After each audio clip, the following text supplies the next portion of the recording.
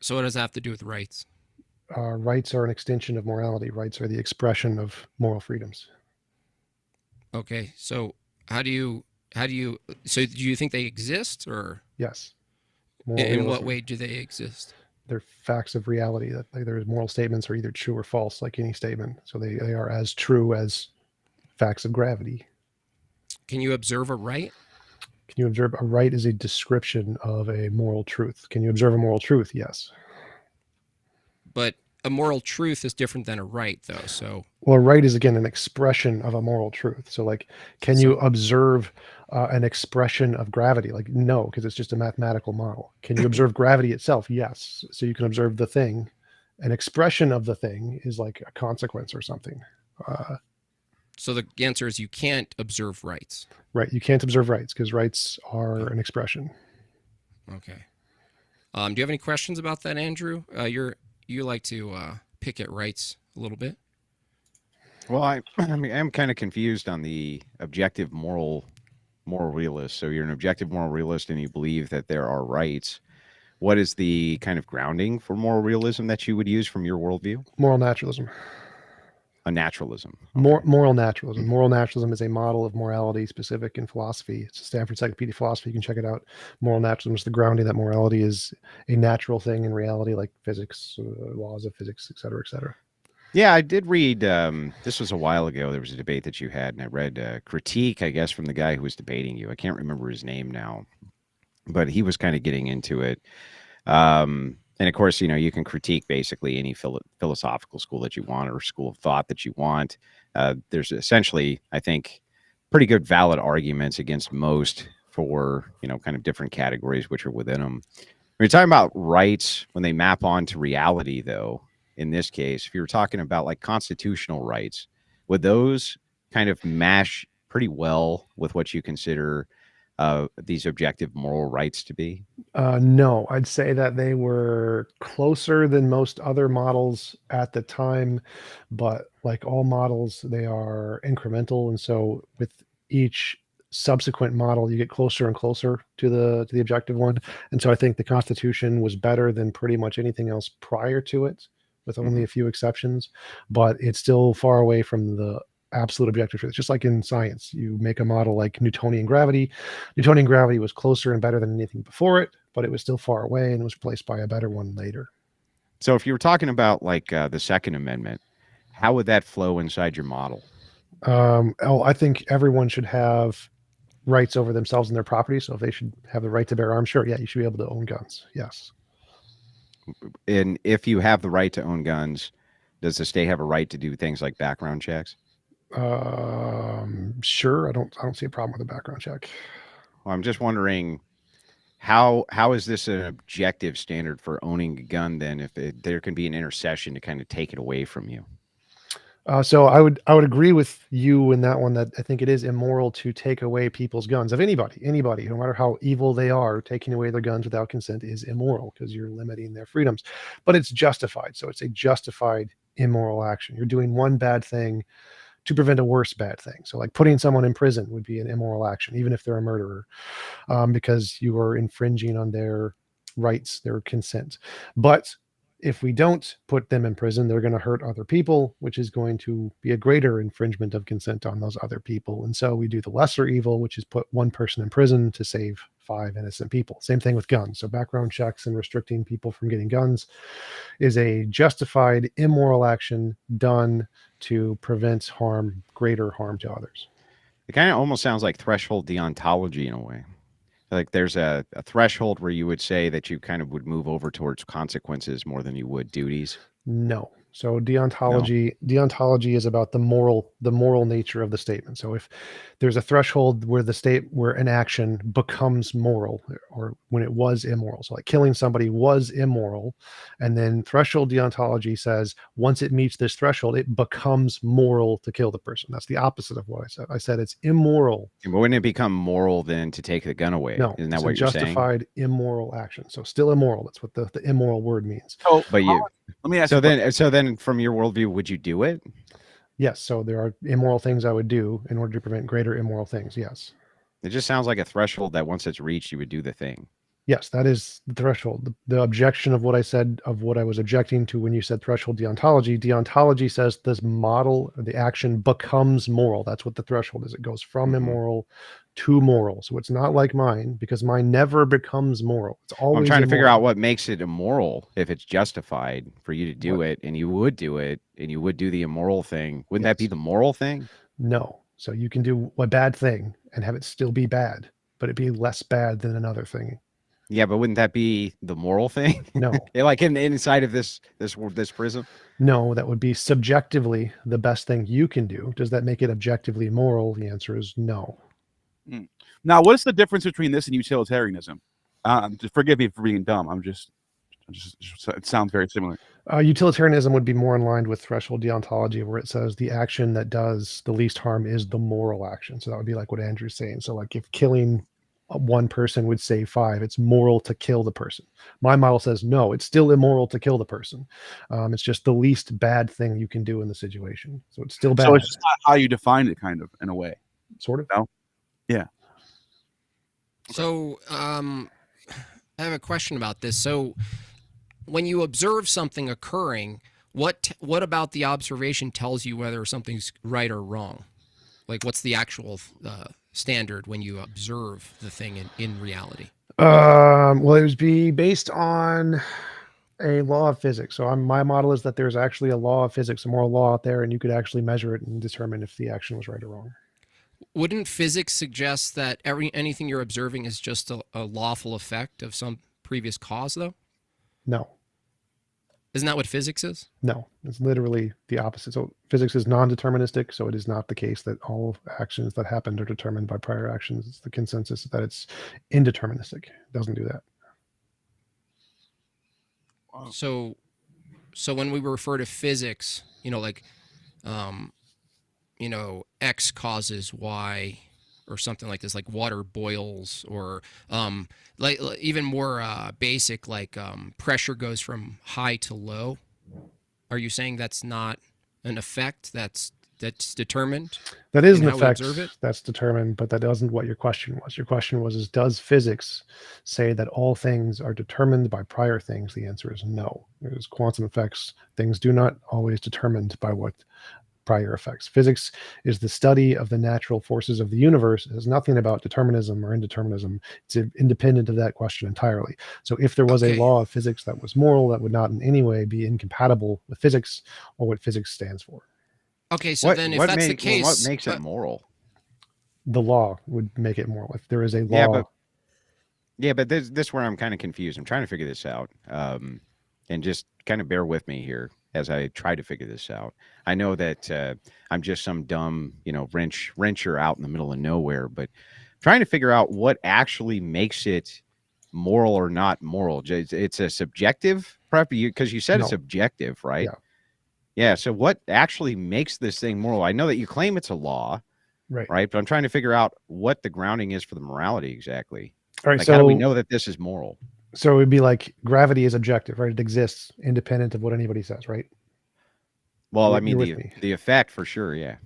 In every scenario? Well, not the effect, literally the object. The curvature of space-time is a thing that exists. No opinions matter. It's an object. It's a thing, right? Space-time exists? Yes. As an object? Exists. What is it composed of? What are its natural properties? It's a field. Space-time is a field? Yes. And what is it composed of? Field stuff. Field stuff. Okay, I'll take your word for that. Go on. So there is a field called space-time. It exists. Gravity is the perturbations in this field that exists. It's subjective. There's no opinions. The field that's made of space stuff. You're talking about atoms and void and space stuff. Atoms and void. Well, no, it's not atoms. Fields are more prior to atoms. I could actually give an explanation, but it's literally irrelevant to the conversation. So, are you with me? Fields are objective. Yeah. Okay. Are you grant fields objectively field exist stuff. Independent of opinion? Okay, fields exist and they're made of field stuff. Go on. So the no. This is a question. Do you accept field stuff? Yeah, we granted field stuff. Well, no. I'm asking. Do you accept fields? No, I don't accept it because it doesn't. It hasn't been fully explained. So I'm going to grant it because I don't know what field stuff refers to. Do you grant that everyone in physics, the consensus in physics is that fields stars, black holes, those exist objectively, right? In I grant physics. that there's a consensus. Yes. And Right. I'm just trying to find a common ground here. Those Sure. things exist objectively because they're objects that exist and no opinion changes them. That's Sure. what it means to be objective. Okay. So if there was another field, like a moral field, it would exist objectively, just like And the that other would be field. moral stuff, the same way the Is there a field has field stuff? consensus? Is there a scientific consensus? There's a moral field? No, there's not. Okay, so this is I guess what I'm getting at is, what is this moral field? Where is this moral field?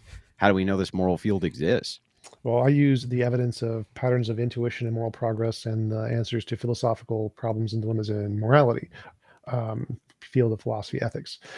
I think that of all of the fields of ethics, moral realism has the most evidence. God has no evidence. And so I grant that there isn't any strong evidence for objective morality, but the best we have is moral naturalism, and there is none for a God. So it would be a better grounds than a God for morality.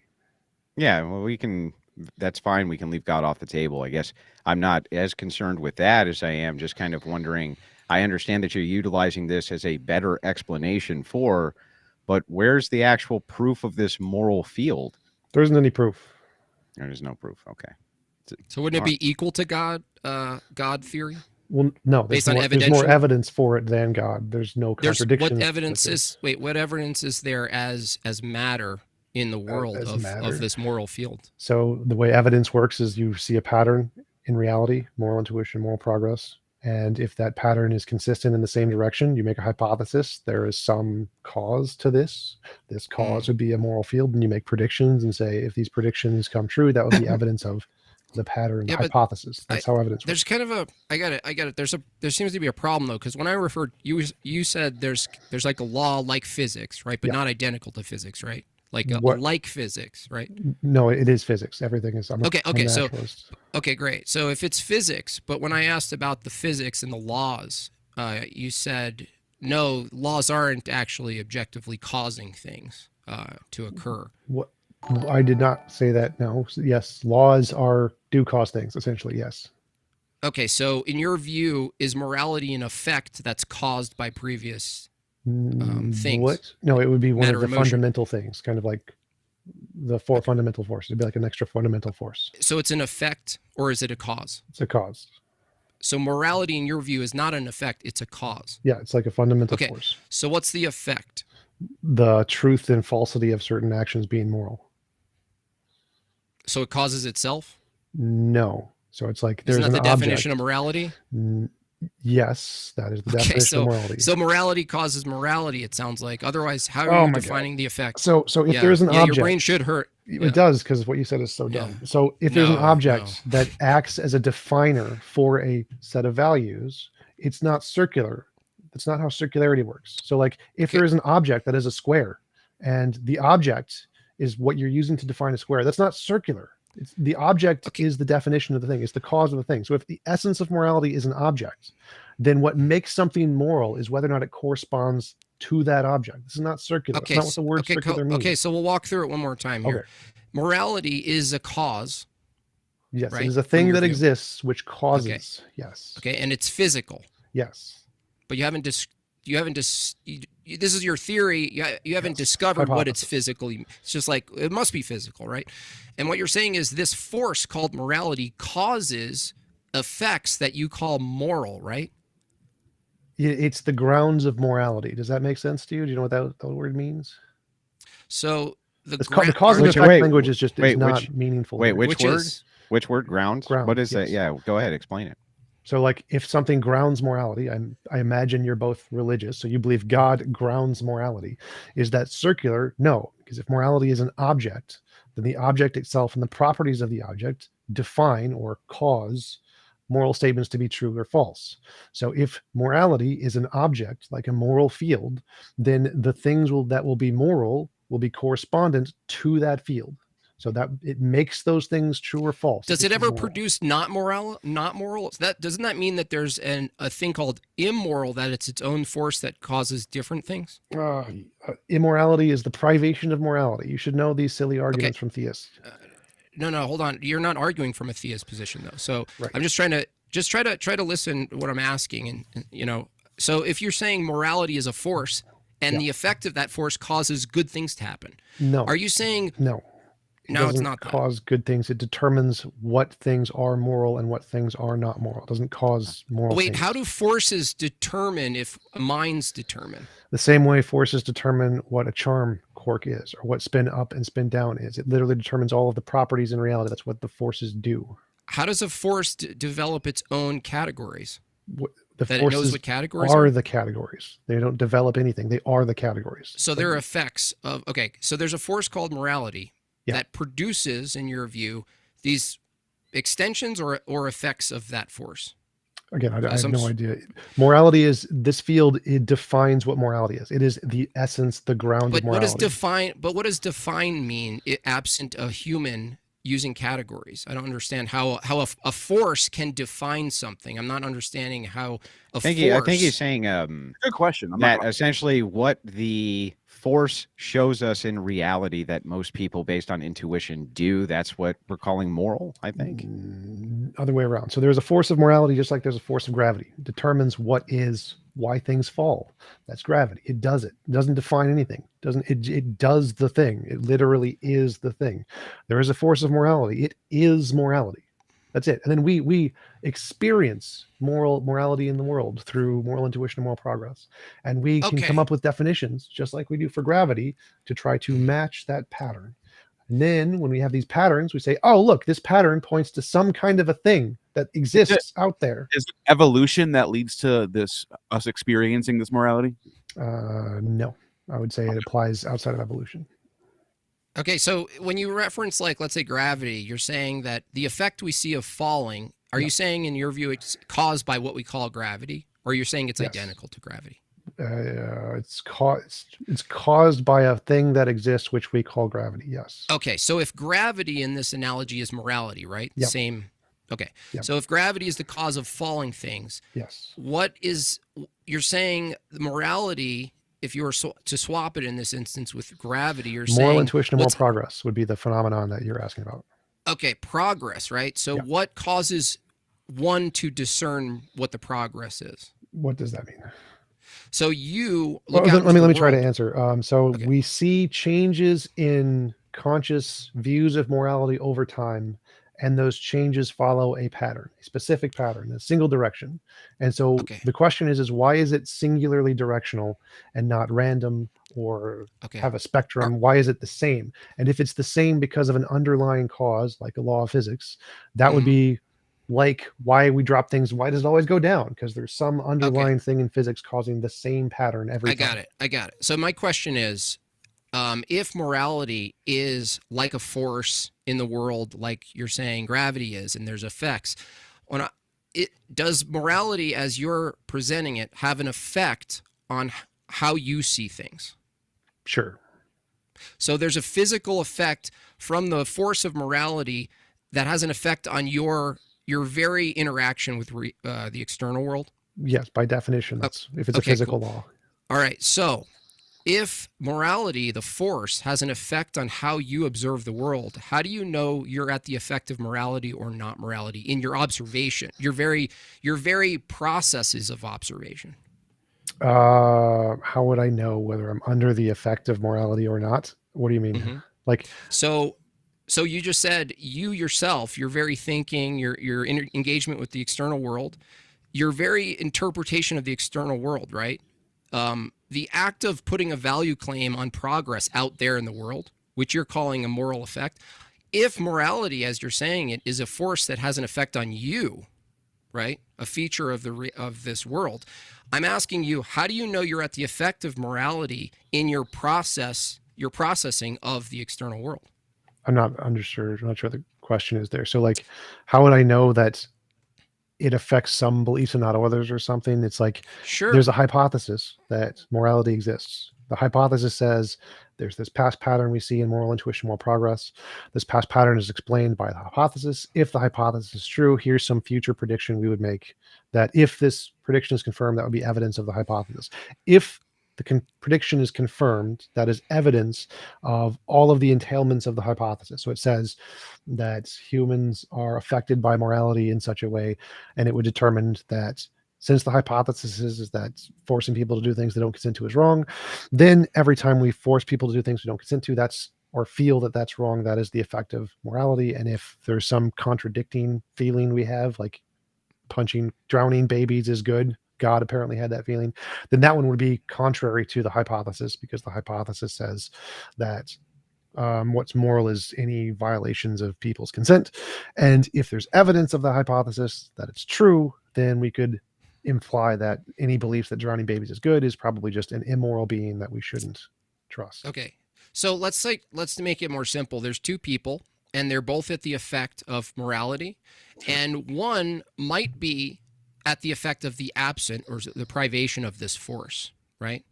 What I'm saying is, if they both interpret the external world, right, and some set of events that they make a moral judgment on, right, some evaluation that they call progress or not progress, moral progress or not moral progress.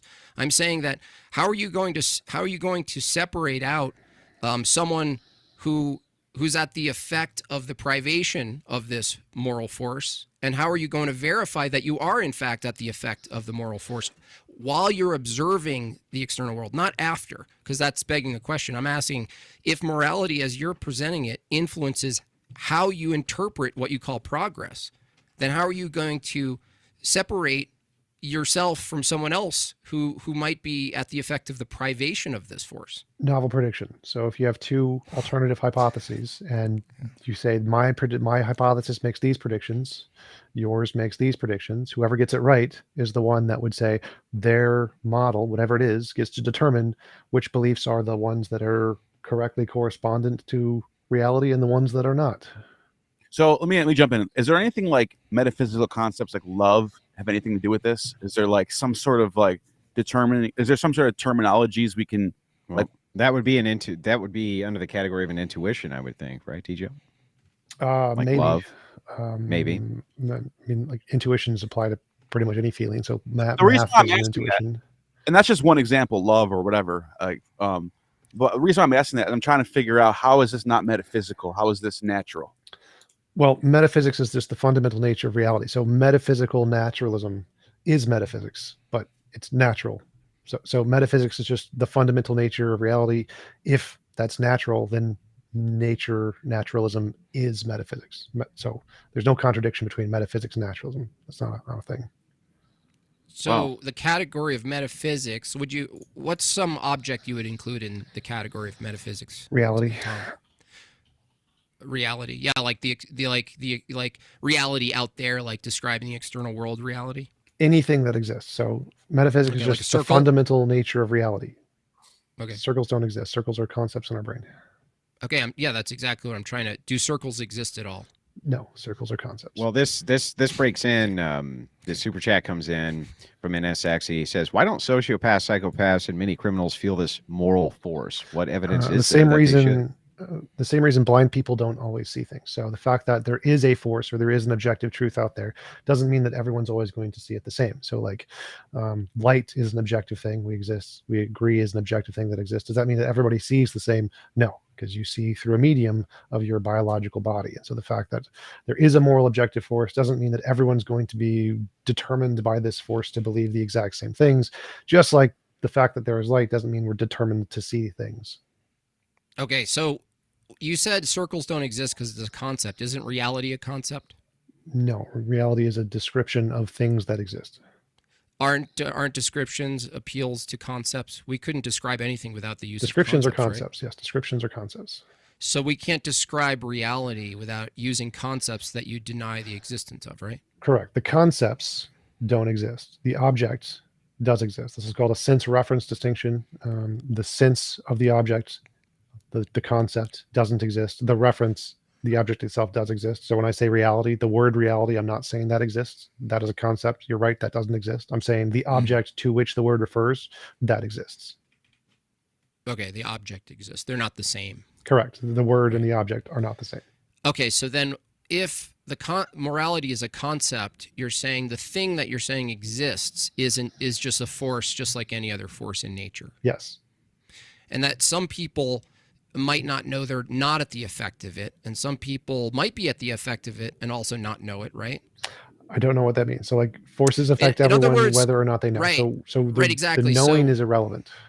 well, if you're sort of equating it with some other forces, when we jump or do anything else or like throw something in the air, we can sort of participate in something that we call gravity and its effects, right? From your view. So like Hang on, I'm here, sorry here to we, cut in, but KS asked for $5. Says I'd ask a question, but according to physics, the answers come first.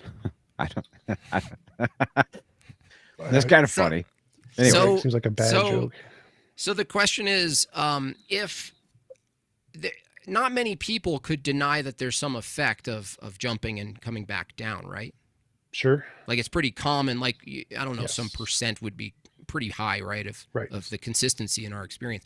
So what would you say the consistency of experience is that suggests that we're at the effect of a moral force that's causing an effect? Like what would be Based the on things? polls in the field of philosophy, quite a high amount actually believe that we are under some moral realistic force of some And kind. okay, and then based on that being the standard, what percent of the world currently? Well, just to clarify, I wouldn't use that as a standard. Let's just appeal to Okay. popularity. It doesn't matter how many people think that we are or aren't. So like prior to 300 years ago, no one knew about the electromagnetic force or the strong force or the weak force, and no one could interact with them. And so no one believed such a thing existed, but they still did. So whether or not people believe or can do things to understand that there's a force is just irrelevant. I don't care. Well, isn't your whole model appeal to intuition though? Patterns and intuition. So it's not saying I have intuition, therefore I'm correct. It's saying there is a pattern in the change of intuitions over time. There's some objective pattern. Oh shit! And that objective we- pattern is indicative of some underlying cause to the pattern. Okay. What is All right. Doug? on here? Doug, Doug. okay, Doug, I figured this out. I know why you're mad at God, Doug. Oh, I thought you were going to keep it a secret. Don't. No, tell no, no. I got everybody. it. I got it figured out. I got it figured out. Bathroom break, beer back. All Okay, right. no problem, man. It's because he took most of your hair, isn't it, Doug? See, I Oh. told you to get. Nobody would have noticed if you wouldn't have brought it up. Damn. But I got to congratulate Jimbob here. Like, this is amazing. You have 310 people watching, and you're talking about philosophy. I mean, the most boring thing on the planet. I know. Well, I I tried mean, not to. But tried Doug, not I to. have 1,000 people watching, Doug. I know, but you got skills. I'm just, oh no! You fucker. I try not to go into philosophy. You know, actually, I feel for like this that show. was a really good tit for tat from Doug. You know, I instantly came on, I talked some shit. He would go right away with the rejoinder. It was good, Doug. It was. Hey. How you doing, man? It's nice to Doug's see you. professional. Doug's quit. He's quick. He's always been Yeah. quick. Well, then that means like we have to change the subject, right? Because we're getting deep into stupid objects. Okay, hang and on. Show him concepts. the unaliving pod, bro. Yeah, Show let's him the just go unaliving right pod. to let's go. This is the unaliving pod. It's hit Oh, the that was market. cool. You know, you're done in 5 minutes. You could crawl right in there. Did Elon And, Musk make that? No, he probably wishes, but it's some Baltic nation, I'm sure. So that was one of the things I wanted to bring up. The other that you missed, Doug, the celebration of Parliament, right? And Deputy Jeff. And I'm trying to get a sense of this is. I asked Tom if this is progress. I'll ask you the same thing, Doug. Stop is it, Doug. You're progress? making me laugh, bro. Stop it. Stop that it. You gotta- progress, Doug? To have Down syndrome kids be officers? Yes, is it progress? Well, T Jump says it's No. progress. No, T Jump says it's progress because He did? yeah, did. you can't demonstrate a moral standard, Doug. No. You want big, strong, manly men being on the police force. That's right. No, you want to lower the standards so that kids with Down syndrome can be on the police force, Doug. Come on, don't be ridiculous. Yeah, but didn't we already say we haven't decided, we haven't determined if they lower the standards for him? We don't know if he's qualified or not. We don't know. We don't know. It's a headline. It could be just like, you know when they send the kid out in NFL at halftime and they run the thing. It's it might be like that. So that- Hey, T Jump, that you just hang on, real quick. I'm sorry, I really don't mean to cut you off, Neil. You haven't spoken very much, but Elion asked for $5 Canadian. How does T Jump empirically prove the moral force of nature without causing sense data, which leads to circular reasoning? That doesn't lead to circular reasoning. So novel predictions, you predict something we don't know yet. You get it right. You can confirm that by using sense data. And that's evidence. It's not circular. So circular is for those who don't know philosophy, is when one of your premises is in the conclusion. If I say, I have a hypothesis, morality is true. If this hypothesis is true, here's a prediction we haven't discovered yet. And then we discover that prediction, that would then be evidence of the conclusion, the hypothesis. There's no premise in the conclusion there. It's not circular. I would like to answer that question.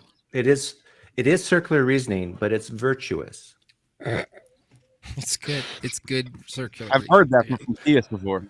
Yeah. I've learned a lot from theists. They help me out a lot. Like, God bless them. Yeah, the Circular vicious, arguments are cool as long as they're virtuous. virtuous, vicious circularity distinction is something made up by theists and doesn't actually really exist in the rest of philosophy. I know, but I think it's actually clever. I like it. I mean, it's a good try. It's good when God does it, just like drowning babies. Yeah. Well, just I don't know, Pine Creek, if you've heard his view before, but he's saying that morality is like a force, like gravity is a force. And I was asking how he would know someone was at the effect of this force called morality, or how would they know they were absent the effect of morality while they're looking at the world and making judgments, not after, while, because it seems like, Tom, your view is look to the world and that'll determine whether or not you're at the effect of morality or not. I'm saying, how do you know the force, as you're saying it, is not affecting your very interpretation of the world before you come to your conclusions? So I don't quite understand that. So like, Well, before you answer, Tom, I'm sorry, I don't mean to cut in, but right. Pine Creek, Doug, where's your beer, dude? Go get a beer. What are you doing?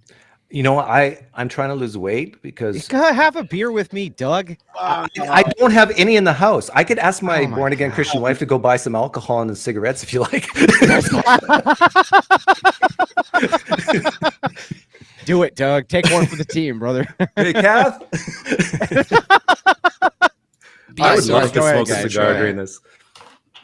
Logan says $5. B.S. Lewis wants to join if you want to upgrade to your sophistry. He's my subscriber. Don't let him in. No, Don't let him. He's going to simp for you. Yeah.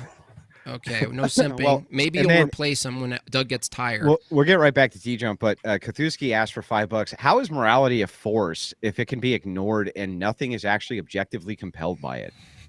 It's like gravity. Like the forces are determined by their magnitude. So like gravity, we can fight against gravity. We can jump up and down. A strong force, you can't do it. No matter how strong you are, you'd never be able to overcome the strong force. Gravity is 40 orders of magnitude weaker than the strong force. And if there's a force that's 40 orders of magnitude weaker than gravity, you could essentially just ignore it. It would never affect you. So the fact that there is a force doesn't mean you're determined by it to do whatever the force is attempting to do. So again, it's the same thing as before. Forces do not determine you to be subject to them unless they're super forces. Me and Tom disagree here. Are you Googling or? No, What's I'm sharing the link. So Hang on, what's the Oh, disagreement? I got to hear the disagreement here. What is it? Yeah. Doug? What's the disagreement? I think well, I want to make sure I don't straw man T-Jump. Tom, you think morality is objective, right? Yep. Yeah. See, I don't. Me neither. Yeah. So I would say on some things it's pretty close. We can get closer, but for the majority of things, no, it's relatively really a mixed bag. subjective. Wait a minute, Doug. You just contradicted yourself because if you said even one example is objectively true, then you believe No, in but I'm morality. saying it could be. I am open to the idea of morality being objective. Like maybe God is real and is the foundation, and that's why. That would But make even it then, it's subjective because exactly. Doesn't that just mean it doesn't exist though? I don't know why you would say, oh, it's subjective, but in this instance it does. I kind of agree with Tom that if you were to say it's subjective, it's almost like saying it just doesn't exist. Whatever you're objective referring morality, to, doesn't exist. Yeah. Yeah, so it's not even subjective morality. It's just something you're calling morality that's likely a preference or something you preference. don't like. So, but then it doesn't make sense because if you carry that over, I always use this example, like it doesn't make sense to go eat. Why don't you shut up, Jimbob, so that because I could see I want to hear the No. views. Yeah, you kind of just jump Andrew's right in, smart. cut everybody off like he you wants did. the atheists to disagree with each other. That's I don't good care if leadership. the atheists disagree. I just want to hear the distinction in the worldview. I'm just tired of hearing the subjective morality. Just be honest and say morality doesn't exist. Nothing's actually wrong or immoral in the world. Just say it. Well, when you say actually, you mean objective. Yeah, like X event action is just But wrong. I could concede, for sake of argument, that objective morality exists and say, so what? How do we know what it is? I want to know what it is. In each specific case, like there's so many things we do in life. Is this right? Is this wrong? There's some clear-cut ones, but a lot of them are gray areas. If there's this objective morality out there, I want to know what's the reliable way to tap into it.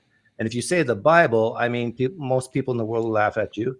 If you say the Quran, you know, the Muslims might say, yeah, cheers. Most people? Novel predictions, Doug. It's novel predictions. Most of the world are not Christian, Jimbob. Oh, the Bible. Okay, fair enough. I was going to say like some Actually, I think religious book. isn't the majority population of the world Christian? No. Are you sure? It's If we 2.2 take billion. if we take the segment of the various beliefs, isn't the largest belief Christianity? Okay, depends what you mean by segment. What are you talking about? Like 2.2. Well, I'm just saying if you take atheism and then agnosticism and then all the different world religions, isn't Christianity the largest? It might be close, but yeah, you could be right. I think it's the largest. But you know the people who claim to be Christians are flag waving phonies, though, right, Andrew? You know that. Yeah, so are a lot of the people who claim to be atheists. They don't give a shit. That's true. That's true. Good point. So what would you ask T-Jump here if he's saying it's a physical thing? I mean, wouldn't you have what kind of contentions would you immediately have if he's trying to make it a natural occurrence in the world? How to measure it? Yeah, Right. and how would you falsify that claim? Like, I kind of think it's unfalsifiable, isn't it? No. T-Jump? So it's like I make novel predictions. I say, Hang on. Do you know what unfalsifiable means, Doug? Means your mom. It means you can Make know when sure it's you wrong. know what unfalsifiable means, or you're going to get it Actually- here, Doug. Yes, some novel predictions. I have a hypothesis that makes predictions about how things will change in the future, and if it doesn't do that, then that would falsify my hypothesis. Okay, like the future that we're evolving to a better moral world every decade, something like that. Make that Sort of. prediction. So my model is that all conscious life forms will develop a morality that follows the same pattern, which is that involuntary imposition of will is wrong, forcing people to do things they don't consent to. And the more resources and intelligence you have, the more kinds of imposition you will see as immoral as time progresses, and that applies. You to should say all "excuse me" things. when you burp, T-Jump, because there's a 5% of women watching right now. If I could Yeah, if you burp want that again, other I audience. would do it. If I could just like as hard as I Keep it could. under control, T-Jump. Keep it under control. Kidding. Go ahead. Okay, but let's say you make a prediction under your model. Yep. And 100 years go by, and you have certain metrics, and the world is better. Couldn't you attribute that to something else rather than this moral law? Yeah, but that's irrelevant. So like you can always do that with any hypothesis ever. It's called the problem of underdetermination. So you can say like, if Einstein is right about gravity, he predicts gravity will cause light to bend around the sun. Couldn't you explain that as something else? Well, yes, obviously. There's infinitely many other things you could explain that as. But how would you show the causal link, though? That's what I'm getting at. the prediction part? So if you are able to predict it will happen before we know it and get it right, that's evidence of whatever your hypothesis was. And if someone else can just say, well, I can just explain that as an alternative, that's called post hoc reasoning. It doesn't matter. So the causal link is whichever hypothesis can predict things consistently before we know it and get it right. That one is the one that gets all the attribution. Okay, but if two make the same prediction, but they're different causal things, let's say one's God and one's the moral law, then it's what do you do then? 50-50. So like if you have two hypotheses that make all of the same novel predictions and they both get them right, they both get evidence that you can just pick whichever one. You'd be rational to pick either one. Flip a coin and become a Christian. Well, But you're talking about causality though, Tom. So wouldn't it, for you to do that process you just summarized, wouldn't you need access to the cause and introduce it and remove it? no. You don't need that for sort of the hypothesis that you're posing. No, you don't need access to the cause at all. You need access to the effects. You don't care about the cause. So how do you know when the cause is absent, but you have the same effect, like Doug asked? How would you Novel know? prediction. So if you have a model that has predictions, and the predictions say the cause is, I don't know, an invisible sky daddy, and the invisible sky daddy will heal your legs whenever you pray to him. You can't prove it wasn't aliens. It could be aliens. Like if every time you pray, an amputee's limb gets healed, only when you pray to Yahweh. That's evidence of Yahweh. Like, could you eliminate the fact that it could have been aliens? No, you can't, but that doesn't make a difference. Again, that's underdetermination and post hoc reasoning. It's still evidence of God because you used a hypothesis. You were able to predict future things no one else knew and get it right. And even if it happens to be caused by something else and you got it right by luck, it would still be rational to believe you and your hypothesis because you were the only one to accurately predict the evidence of the future. Well, I mean, if you take that to like, let's just say we observed for 100 years the movement of the stars, and I observed it and documented it so much that it was rich in my mind, such that I can recall it at any time, at any point, and I can tell someone right next to me that I predicted something. So as long as I introduce a cause, even though really the cause of knowing this is just observation over time and documentation, so I have access to data. Well, that wouldn't be a novel prediction. That would be something we already know. So novel means something we don't already know. Like if you predict the sun's going to rise tomorrow, like anybody can predict that. It's based on past data. But if you predict, so novel prediction doesn't mean looking at the past data and predicting it will continue. It's looking at the past data and predicting there's something that's going to change in the pattern that we don't expect. So like mine is that we will see rocks falling on people as immoral. That's a prediction I make about distant future. That would be break the normal pattern of what we consider morality. And if that's right, if sometime in the future the consensus is that rocks falling on people is immoral, that would be great evidence for my hypothesis because no other models predict that. It's a very extreme hypothesis. Does the force of morality, in your view, cause earthquakes that kill people? No, that's gravity. Okay, but can gravity be immoral if it causes the same effects as morality? It doesn't make any as your sense. moral force? So the gravitational force and the strong force and the weak force, they're different forces. They act differently. So it's not like one force forces or affects the other force. So if there's a moral force and that moral force can determine what is or isn't moral, that doesn't mean it affects or the other forces have anything to do with that or affect this that. This is why I asked the question, Bobby C. Thank you, $10. I don't understand how morality could be physical force like gravity that causes effects. Is there a threshold that is reached at which morality causes effects on inorganic matter? I would actually add when it doesn't. How would you know it's not affecting some other like lower forms of matter? Like if we're just pure matter from your view, Tom, I don't understand how morality is only peculiar to this thing you call a human, this clump of matter, but not, a deer or some other, waterfall. Well, so all conscious agents include deers. So we actually know it does, that morality does follow the same patterns. When a lion eats another animal, is it because it's another species that makes it okay? Is it where's the morality? Any killing of any conscious agent ever would be immoral. Obviously, the lion doesn't have the same level of intellectual acuity we do, and so it wouldn't feel the effects of morality to the same degree we do. But it has to do it to survive, though. It has to. The fact that something has to do something to survive doesn't make it moral. It's a natural appeal to nature fallacy. So something can have to do something, and it's still bad, like my previous example. But this conflicts with natural selection and evolution and survival, right? Yeah, those are immoral. Those are horribly immoral. Evolution is terrible. Oh, I don't know. I'm just asking. I don't know. Evolution's immoral. Yeah. Yeah. Doug, you were going to say something. I saw your eyebrows go down. I saw your hand go up. Well, I'm not an advocate for lion jail. I just want to say that. I think bear lions jail, should we be call it over free here. to roam around and kill what they want. Mm-hmm. But if you're making a prediction of let's say morality is going to get better, by what metrics do you use to say it is indeed better? Because if I'm in 1950 and I say make a novel prediction that by the year 2024 men can menstruate, and we made my prediction was right, but you could still say, well, Progress. Has morality actually gotten better? Right. So just saying it gets better is nothing. It doesn't give us any explanations at all. So my prediction is I look at the pattern and say the change in morality is any involuntary imposition of will is immoral. And as time goes on, we see more involuntary impositions of will as being immoral. And so I'm not just saying things get better. I'm saying as we progress, we see more things as impositions as immoral. So like stopping men from menstruating, or stopping trans kids from having adoption, or stopping men from having in vitro uteruses or whatever. Like all of those things would be impositions of will, which society as it progresses will tend to begin to see as immoral. So mine isn't just things will get better, is that as time progresses, we will begin to see more impositions as immoral. So there's specific examples of what we will see, not just things will get better.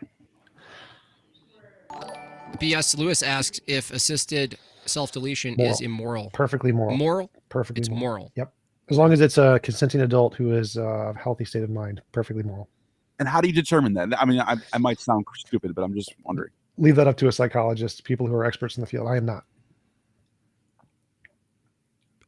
So I have another question. I just have to get more clarity on this. If morality, in your view, is Hang on. Go ahead. On. What's the next topic on this? Okay, Did we have a bunch of shit here? You're holding the whole thing hostage just to rip T-Jump apart. Sure, And the thing sure. is, it's like, fine, that's fair enough. But we got tons of shit to cover here. Well, yeah, you can introduce another topic. Doug, feel free to. Any of you guys can. It's just, to me, we Doug, can sort I've always this out been in a curious debate. because you have been something. It's kind of interesting. There is this. It's a strange phenomenon, but there are atheists and Christians who align politically across the board in ways that are very, very strange. And I see you over there. You're kind of a sneaky bastard, Doug. Like I watch your program from time to time. It seems like you want to utilize us as some kind of political force in order to institute some kind of crazy right-wing lunatic agenda, Doug. Secular Christianity, we call it, Yeah. right? You're giving away all my secrets. Yeah. You mentioned the hair and now this. I Yeah. mean, What's going on with that, Doug? You're a secular Christian populist. Prove us wrong. Totally. I think it's like I went to that what's it called? Turning Point America Fest 2023 You went last to month. Turning Point USA, Doug. Yeah. No, Oh, did he? come No, on. did he? I did. You went to As, Con was Inc. to- bullshit. as a interviewer, my friend Oh. Reed had a booth and I was conducting interviews. He's got But- clips. You can watch the whole interviews on his channel. It's great. Yeah, in real life, Pine Creek. And so I think politically, you can, on many different issues, Christians and atheists and Muslims can align and have the same view. Like I agree with a lot of your points, Andrew, that atheism is kind of a dead end and they're really bad at reproducing. I encourage atheists to have more coitus, but only if they can afford their kids. I don't think you should be dependent on the government. What do you kind of do, though, about this materialist issue? So when I think about this issue, this one's really a hard one to get past for me. So I think to myself, what if Doug is right? What if T-Jump is right? What if I'm some kind of like fringe lunatic and I just hold on to these values because they're comfortable and I can just kind of outsource my thought patterns to other people who can just kind of tell me what is or isn't moral, right? But then I think to myself, you fuckers don't breed at all. And you're going to make the entire human race go extinct. And so why shouldn't we kind of follow those values? That's the thing, Doug. Like, how do I reconcile that, bro? Just to clarify, what was the materialist Stay a Christian. problem? That's how you reconcile it. What's Just that? You stay a Christian then.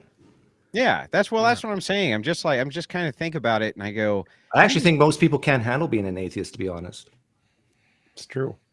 Are you saying that you're a little too highbrow for me, Doug? Me, T-Jump, and Neil, we out-evolved evolution. I mean, you're looking at some really rare species right now. You're talking about the deadness inside. Neil did you not always, out-evolve evolution, bro. No, Come on. no, it didn't.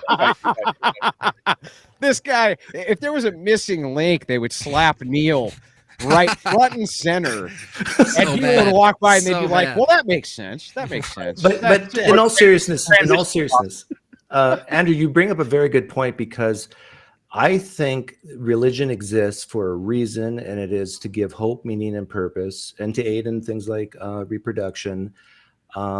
And it is a huge void in the atheist community, if there's such a thing.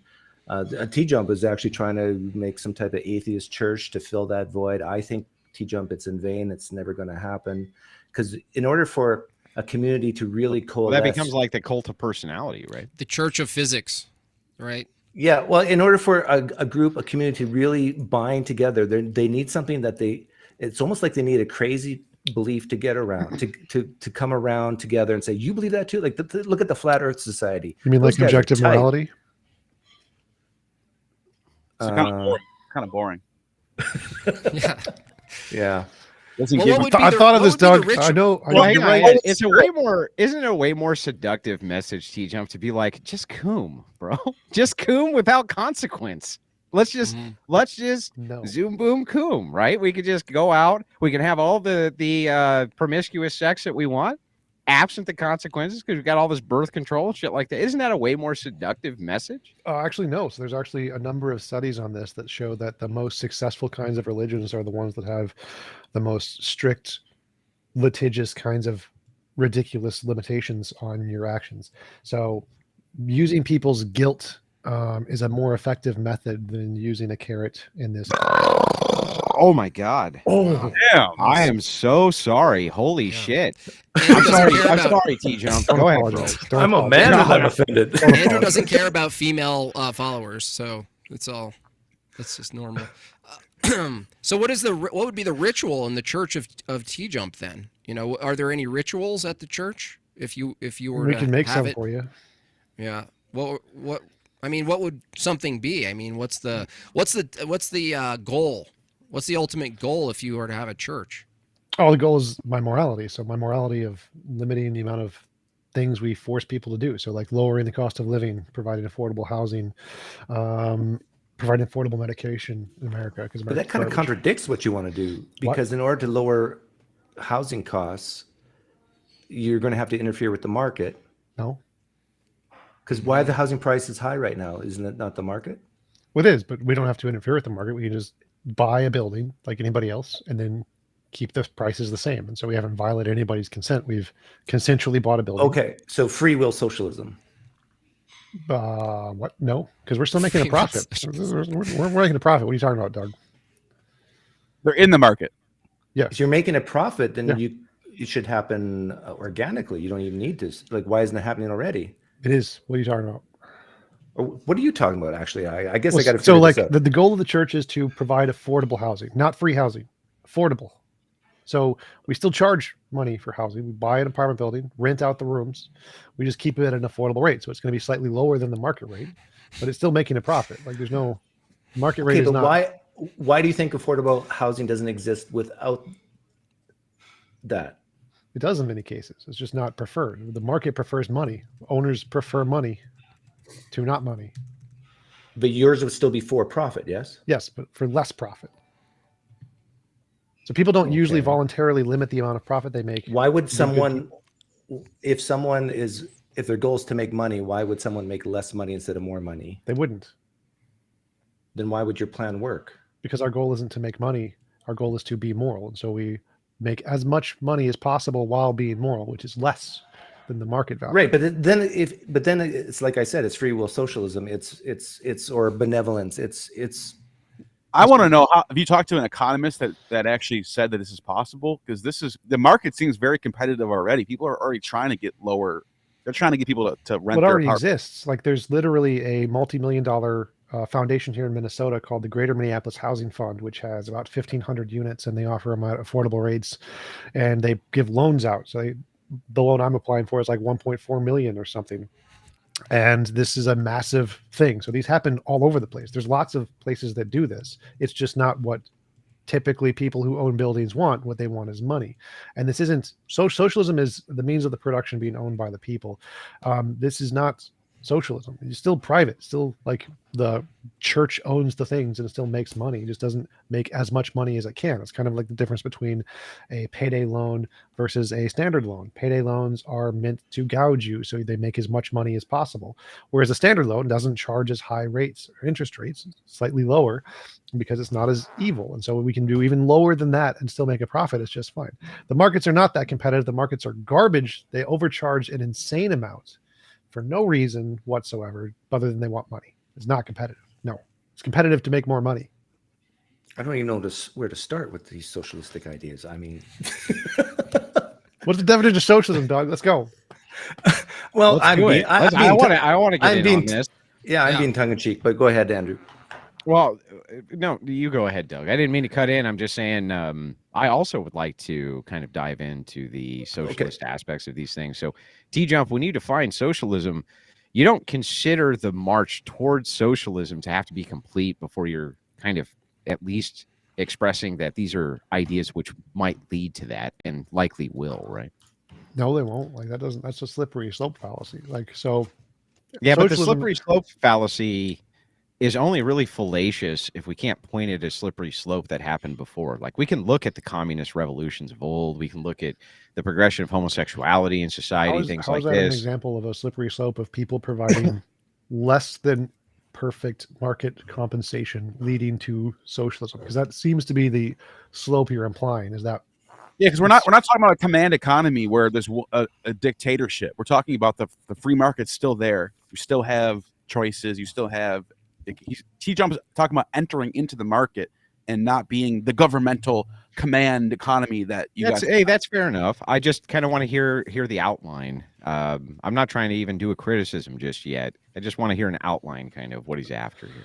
Well, I'm not after anything. So I'm not trying to redefine economics. I'm starting a company, which is a nonprofit company that provides housing. So we're not doing anything to the government or the economy. I thought you at said all. it was for profit. Well, no, nonprofits still make a profit, Doug. So nonprofits are not. So they have to pay the CEO, right? Who Yes, is you? Nonprofits, right? Who is you? You're going to Yes, be the CEO, yes, of I am. course. I'm right? going to be the Joel Osteen. I'm going to have my 6 jets and my books. Absolutely. But yeah, so nonprofits still make a profit. They still fund the company. They still pay employees. The goal is just to not make an exorbitant amount of profit and to enable people to afford living so that they can spend money on other things that they want. Is $1 million a year too much profit for you as the CEO of your nonprofit, T-Jump? I'm going 10 million minimum. You're going 10 million minimum. Okay, here's the problem I see with this T-Jump. Let's say you represents a small percentage of the marketplace. Sure. Okay. The value of apartments, the value of homes is determined by the cash flow, rental cash flow, or the amount of material it costs to build it, right? Sort of. Yeah, mostly like the annual income times 5 or whatever. Yeah. So if you're making basically no profit after you pay your employees. Well, we're still making profit, Doug. Nonprofits are very profitable. As Andrew mentioned, if you just Google fine. You're making profit, but not exorbitant, right?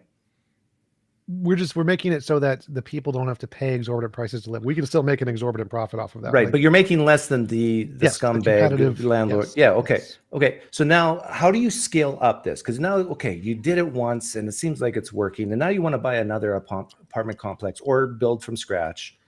But the value of those apartment complexes that you're going to build, it takes money. Yep. And so what's going to happen is you got a plot of land that you would like to buy so you could scale up. Sure. You're going to be outbid by the guys who are making exorbitant profits. Sure. If all of the profits how do are being bid, you scale this up? Because there's lots of properties available all over the place. I know, but you're always going to be over. Someone's going to bid more than you because they have more money. No, that's not the case at all. Like people with more money usually selectively pick the best buildings, which I would too. People like the lower income buildings are not selected for at all. Nobody wants. No, it doesn't matter what class of building is. It does. Doug. If it's an auction, go to LoopNet. Go to LoopNet. You can find many buildings prices are dropping. Like there's one right next to the University. I'm not disagreeing with that. I'm saying you're going to be outbid because you're making less cash. No one. There are many buildings no one is building on. No one. Zero bids. Zero bids on a building. There are lots of buildings that are available that no one buys. Why do people buy them? Because they don't want to. Because they don't want the work. They don't want to try to repair it. They don't want to try to fix it. They don't want to deal with it. Come so on, there's really? lots and lots of reasons. Where are you going to get the money to repair them? Right. The same place we do ever. If we have an organization that's already making a profit, we already have the money to repair it. So like if I already had an apartment building, I could buy another one and repair it. Is it true that you would have less money than another business who would have money to repair it? Yes. Does this church require tithing? No. So you're going to be out repaired. Definitely. if they decided compelled with a gun for sure. It sounds like the church doesn't do it as good. T-Jump, have you ever run a business before? By Yes, chance? I have 3 of them. Yes. Okay. Just wanted to make sure. And are they services or products? Services. That's true. Okay. Dancing. What was the other one? Yeah. Dancing. That's fucking Doug. Hyperbased asks. I got a few questions for T-Jump and for Doug, if you guys don't mind humoring me real quick. Hyperbased asks for $5. T-Jump's moral predictions can only be realized on the moral action of theists who make up the majority of the world's population. Is T-Jump just a theist ultimately, or a deist? It doesn't make sense. Like the fact that morality will be enacted by Oh my people. God. Most people are Finish chewing your food, you dickhead. What kind of shit is Who's going this? to follow a church? Who's What going to the follow your fuck? church, The dude? Church of Chews on stream? I consent to eat and stream at the same time. So, We do not consent. We do not consent to the. so whether or not theists are people too, and also are affected by morality and gravity, it'd be like asking, is Einstein a secret Christian because gravity affects Christians more than anybody else? It's just a silly question. All right. Okay, so this one's mean, but I'm going to read it because the guy sent in $10. Okay, I don't even know what he means by this, but he sent it in. He said, "As T-Jump, if his girlfriend makes him prep the bull." This is your time for a witty I don't actually know retort, what but that your means. mouth is full. Your mouth is Yeah. full. No witty retort. That's what you get. I don't even know what that means. I don't know what that sentence literally means. No. Logan asks for $5. Are these morality particles in the room with you right now, T-Dump? Wouldn't they have to be, right? Yeah, it's a field, so it wouldn't be a particle, it'd be a field. But yeah, So you can't block it? no. No blocking the morality field. Who put forth this philosophy? I'm wondering. Is this like some Kantian shit or something? Like, what is this? Well, I did. It's my theory. What are you talking about? Oh, Well, this is you. Like moral naturalism doesn't come from me, unfortunately, but my particular model comes from me.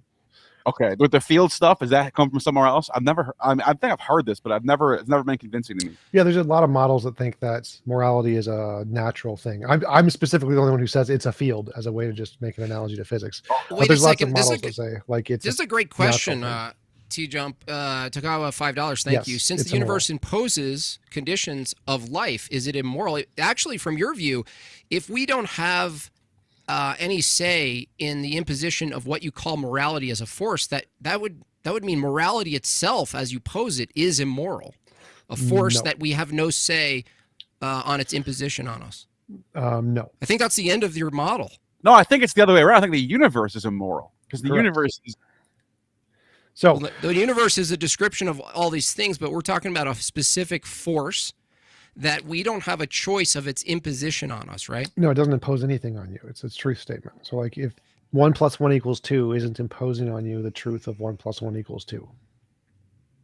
So if Well, there's that's a a fact of descriptive- morality, there's a facts that are true. It's not imposing on you the truth of those other facts. That's No, not how morality important it from works. your view you says it's causal, whereas math is descriptive. So your example of math isn't valid here. No, We're talking about the truth statement is the analogy there. So if there is a fact of the matter that this is moral, like it's drowning babies is immoral. Wait a minute. That's not imposing anything onto you. It's just a truth statement. So like the Let me fact that jump in. there's a truth statement isn't an imposition.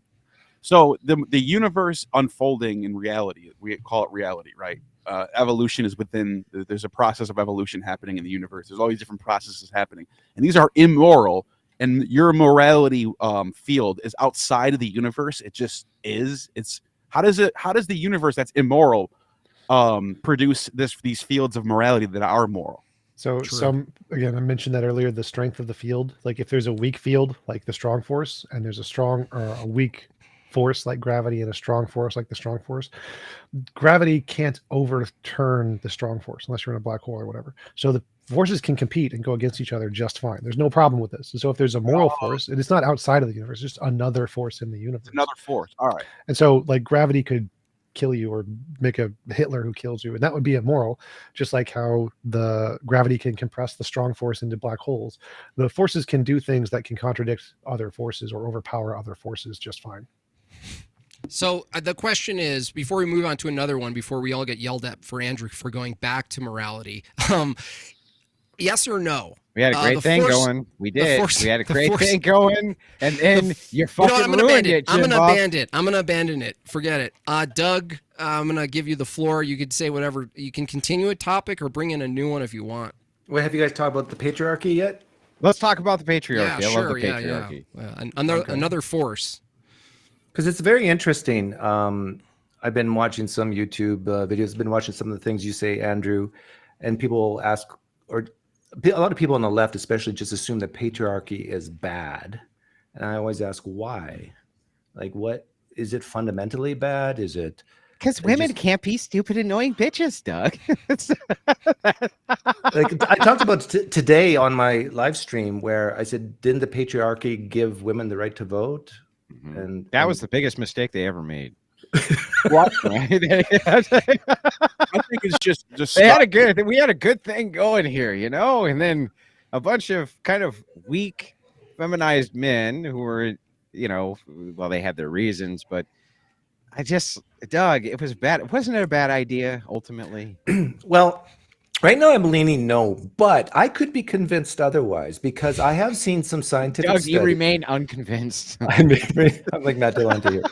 I have seen some studies. Like you guys know I'm a naturalist, so I think we evolved, men and women evolved with differences for a reason because it helped our survival.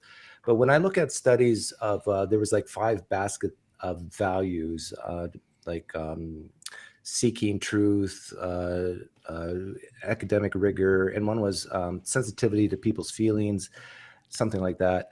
And women always valued the sensitivity, those social things, more than men did. Mm-hmm.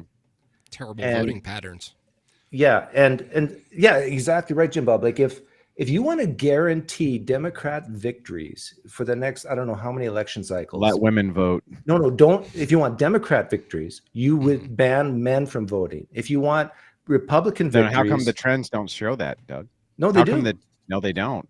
Like, did you hear what I said? If you want Yeah, Democrats, I heard what you said, yeah. but what I'm saying to you is that here's what the trends show.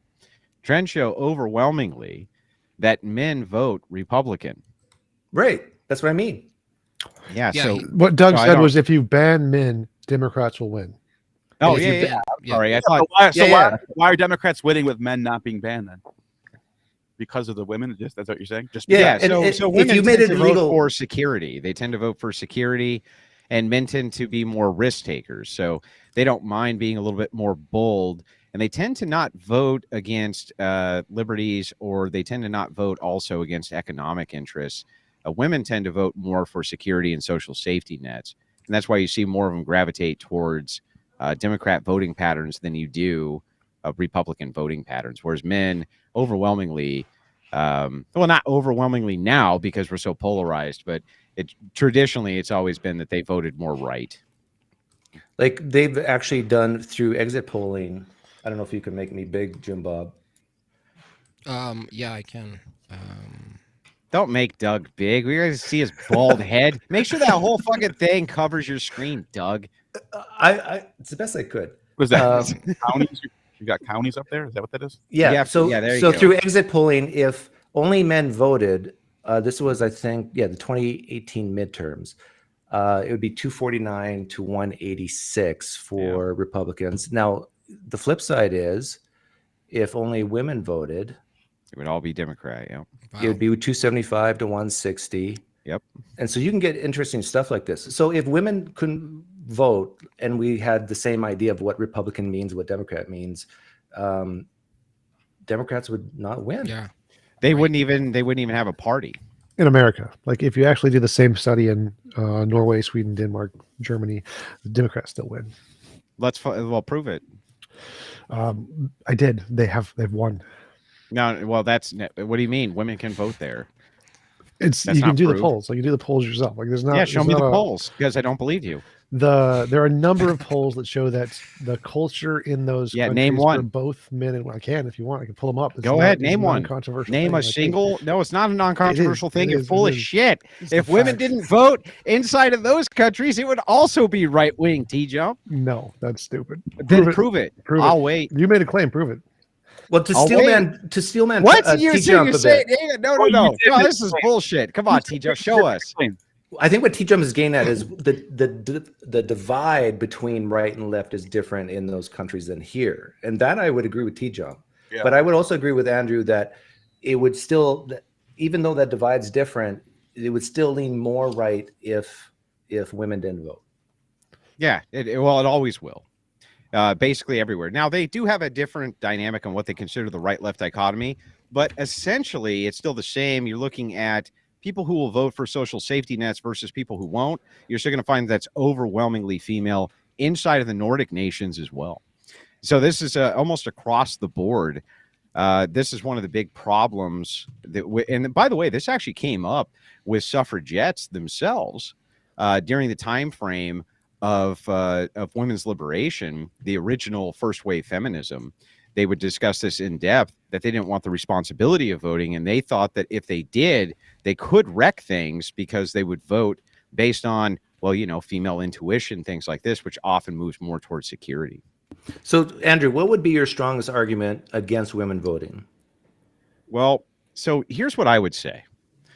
I'd say initially, women didn't actually want that right. The overwhelming majority of women were against it. Now, the kind of the left-wing pushback which comes in is that, wait a second, no, that's not. Well, the reason is because they were indoctrinated by the evil fucking patriarchy. What right? if I granted that and said, what about today, though? Oh, can I interrupt for a second? So I found the poll for you. The gender gap in Norwegian voting behavior, October 2007, Scandinavian political studies. In the period from 1957 to 1981, women in Norway voted less frequently for the socialist parties than did men. Oops. Okay, send over the study. How do I do that? Just Can you link it in my the chat. gender gap in Norwegian voting behavior. It's the first thing that pops up. I would add to that, Doug. Go ahead, real Neil. quick, Go I ahead, can Neil. almost guarantee it's not going to say what you want It's it to say. but literally the we'll first dig in. sentence. All right. While you're looking at that, I just want to say, even if that was true, that women didn't want the right to vote when the suffragette movement was going on, today that's a different answer. Women do want to vote today, right? So Yeah, but we're that's talking about- because the mistake was giving women what they want to begin with. So I mean, appealing to their wants is a problem in general. Another problem, Doug, I think with voting is, you know, the way we vote in a representative republic democracy. There's representatives, right, that speak or stand and promise on our behalf, and then if there's a representation of the house, right, the home, if it's not just the man, and it could be the woman and the man if they're split, right, it gives having this dual voting inside the house actually necessitates some sort of split. Hang on, real right? quick. T-Jump, do you see to the right of the screen? You can link that study right there. Uh-oh, study versus study. Can we get some I'm studies? not on your channel. I'm Can on we my get channel. No, you are. You joined What? via StreamYard. Oh, It you just mean the says StreamYard? Oh, private. Yeah, There's it's a StreamYard. private. You can link it in the private chat, right in StreamYard. And the study you just mentioned, T-Jump, read the second sentence. I did read the second sentence. So What does it say? It changed In most that recent years, this women- pattern has changed, so women are now more likely than men to support socialist bloc. which doesn't challenge the point, which was What his a claim. shock! Yes, So it does, because No, it this is part of the indoctrination principles that I often The talk about. indoctrination. Yeah. So why did women not vote socialist for that 30-year period? What is it? Magic? Did they just stop They being were still women? tradition. They were still traditional. Yeah, they Still were still traditional? focused.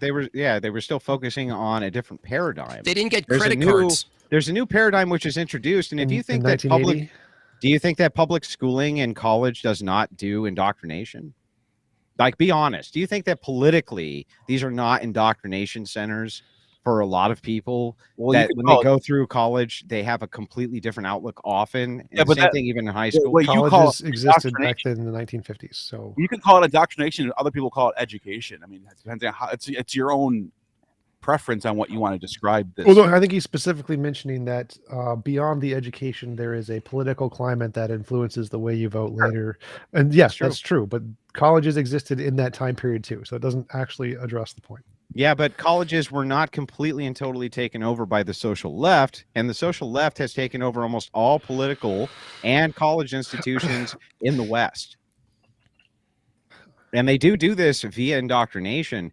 Feminism does the exact same thing. Feminism uses what's called, and T-Jump, you're actually going to hate this. Wait, You so may just to not clarify, know what just the- to hang clarify. on, I'm almost done, then I'll Right. let you talk. Have you ever heard of something called standpoint theory? I've heard of it. I used to. That was a part of critical race theory, wasn't it? No, well, this is well, kind of, but Precedent. what standpoint theory says is that if we go back through history, we can't actually tell people the truth about women's suffrage and things like this, because history should be told from the perspective of women. It shouldn't be told from the perspective of the whole. Like, it doesn't matter what events actually happened. The motivations for them need to be explained and expressed only through the prism of women.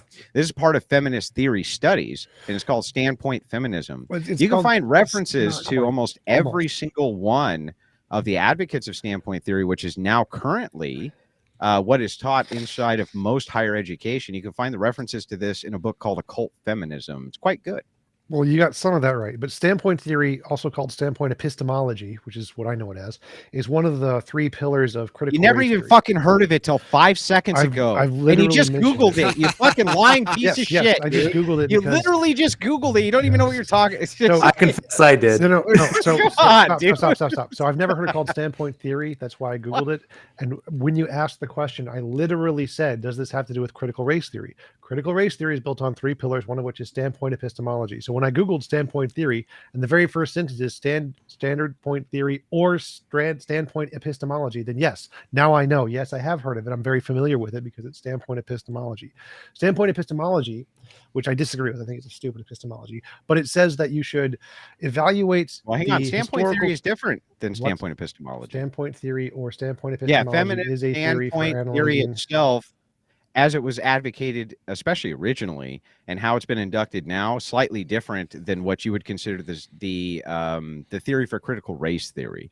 So standpoint epistemology is a little bit different. So It is.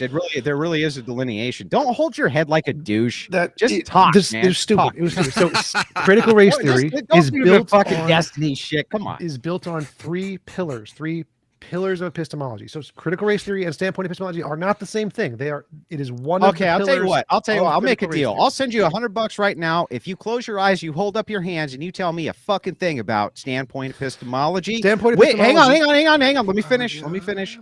Just tell me the year. I don't know. I don't care about the Yeah, year. you don't fucking know. Why You would don't I- know shit why about it. You would just knowing made it the up as year- you went. why would You knowing just the year made be it relevant? up No. as you went. The fact that you think the year is relevant to the epistemology. You don't means know you're a anything dumbass. about this, bro. I You just literally Googled do. it. You're Shut- reading shut- off shut- of a Google machine. Hold I've on. literally Let's get this spoken back. about Let's this. back to, I've literally Let's spoken get about this this on back. multiple occasions in the past. You can Google standpoint epistemology in my discourse. Yes, I do know a lot about this. Standpoint epistemology Except is the year relative- when it was more. Hey, who's the guy year who isn't orchestrated relative it? to the Hold on, epistemology. what's the You're an guy's idiot. name who Shush, orchestrated shush, it? You don't know. You don't know Standpoint. anything Stop about interrupting. it. Stop interrupting. The standpoint epistemology is a model that says that you should put a lens of the people who wrote the story on a historical event, and so you need to take into consideration the other demographics, the non-white people or whatever, and then take their stories as more accurate depictions of the events than those of the whites or the leaders or whatever. And that's the point of standpoint epistemology, where it weighs the testimony of the individual relative to their social standing or their minority view, and then says that those who are in a lesser minority view get a higher. So it's the same as weighted critical theory view. then. Well, it's one of the pillars of critical race theory. it's one like of the it's three like the pillars. foundation. Yeah. It's like everything came from that position. But back to, patriarchy, egalitarianism, which is the thing that is You really can have fun with unworkable. it, T-Jump. It's all right. We're just playing around, man. I think what people are arguing now, even conservatives, by the way, who we battle with on our side, argue from this very egalitarian, classical liberal position of equalness and individuality and individualism and all this stuff, and it's pretty rampant, the whole thing. So the whole. You get these conservatives like Tapussa people that you went and visited Pine Creek arguing, making arguments against feminists, saying the patriarchy is bad, and then at the same time they defend a classical liberal approach to politics. It makes no sense to us. It's contradictory. It's self-refuting. So, okay, Jimbob and Andrew, would you predict, let's say I became dictator of the United States and I made it illegal for women to vote, would you predict 50, 100 years from now that our country would be more prosperous, less crime, just 10 years. all around better? I would 10 predict years? 10 years. Yeah. If If you limit suffrage generally, I would say so. I mean, I wouldn't say that suffrage itself has particularly helped the United States in any of its progress, to be honest with you. And that's for men and women both. I don't think that most men should probably be able to vote either. And that limiting suffrage, generally speaking, and here's why. Like, I know T-Jump kind of scoffs here, right? Maybe most people scoff as they hear this, but just think it through. Most people you talk to don't even know who the vice president is. Oh, They don't know. I agree with you. Most people should not vote. The part I was scoffing at was the part where you said women's suffrage would decrease crime or whatever, when literally all the data in every country. No, we weren't talking about crime. He was asking about prosperity. He was saying, would it be more prosperous, do you think, if they didn't? And I do think, generally speaking, it probably would be. And the reason is because I think that men tend to be more in line with risk taking. And if you're going to do, like a cross benefit analysis, you would say that in business, as you hold 3 different businesses, you have to take risk. And women generally don't like to take risks. They don't like it. They don't enjoy it. It's not part of this system that they kind of ascribe to. Risk is a thing which they try to kind of move away from them as much as possible for security purposes. This is why there's often bad mate selection. There's a lot of things that go into this, which are kind of interesting as you dig into it. But I also think that just that alone wouldn't solve the problem.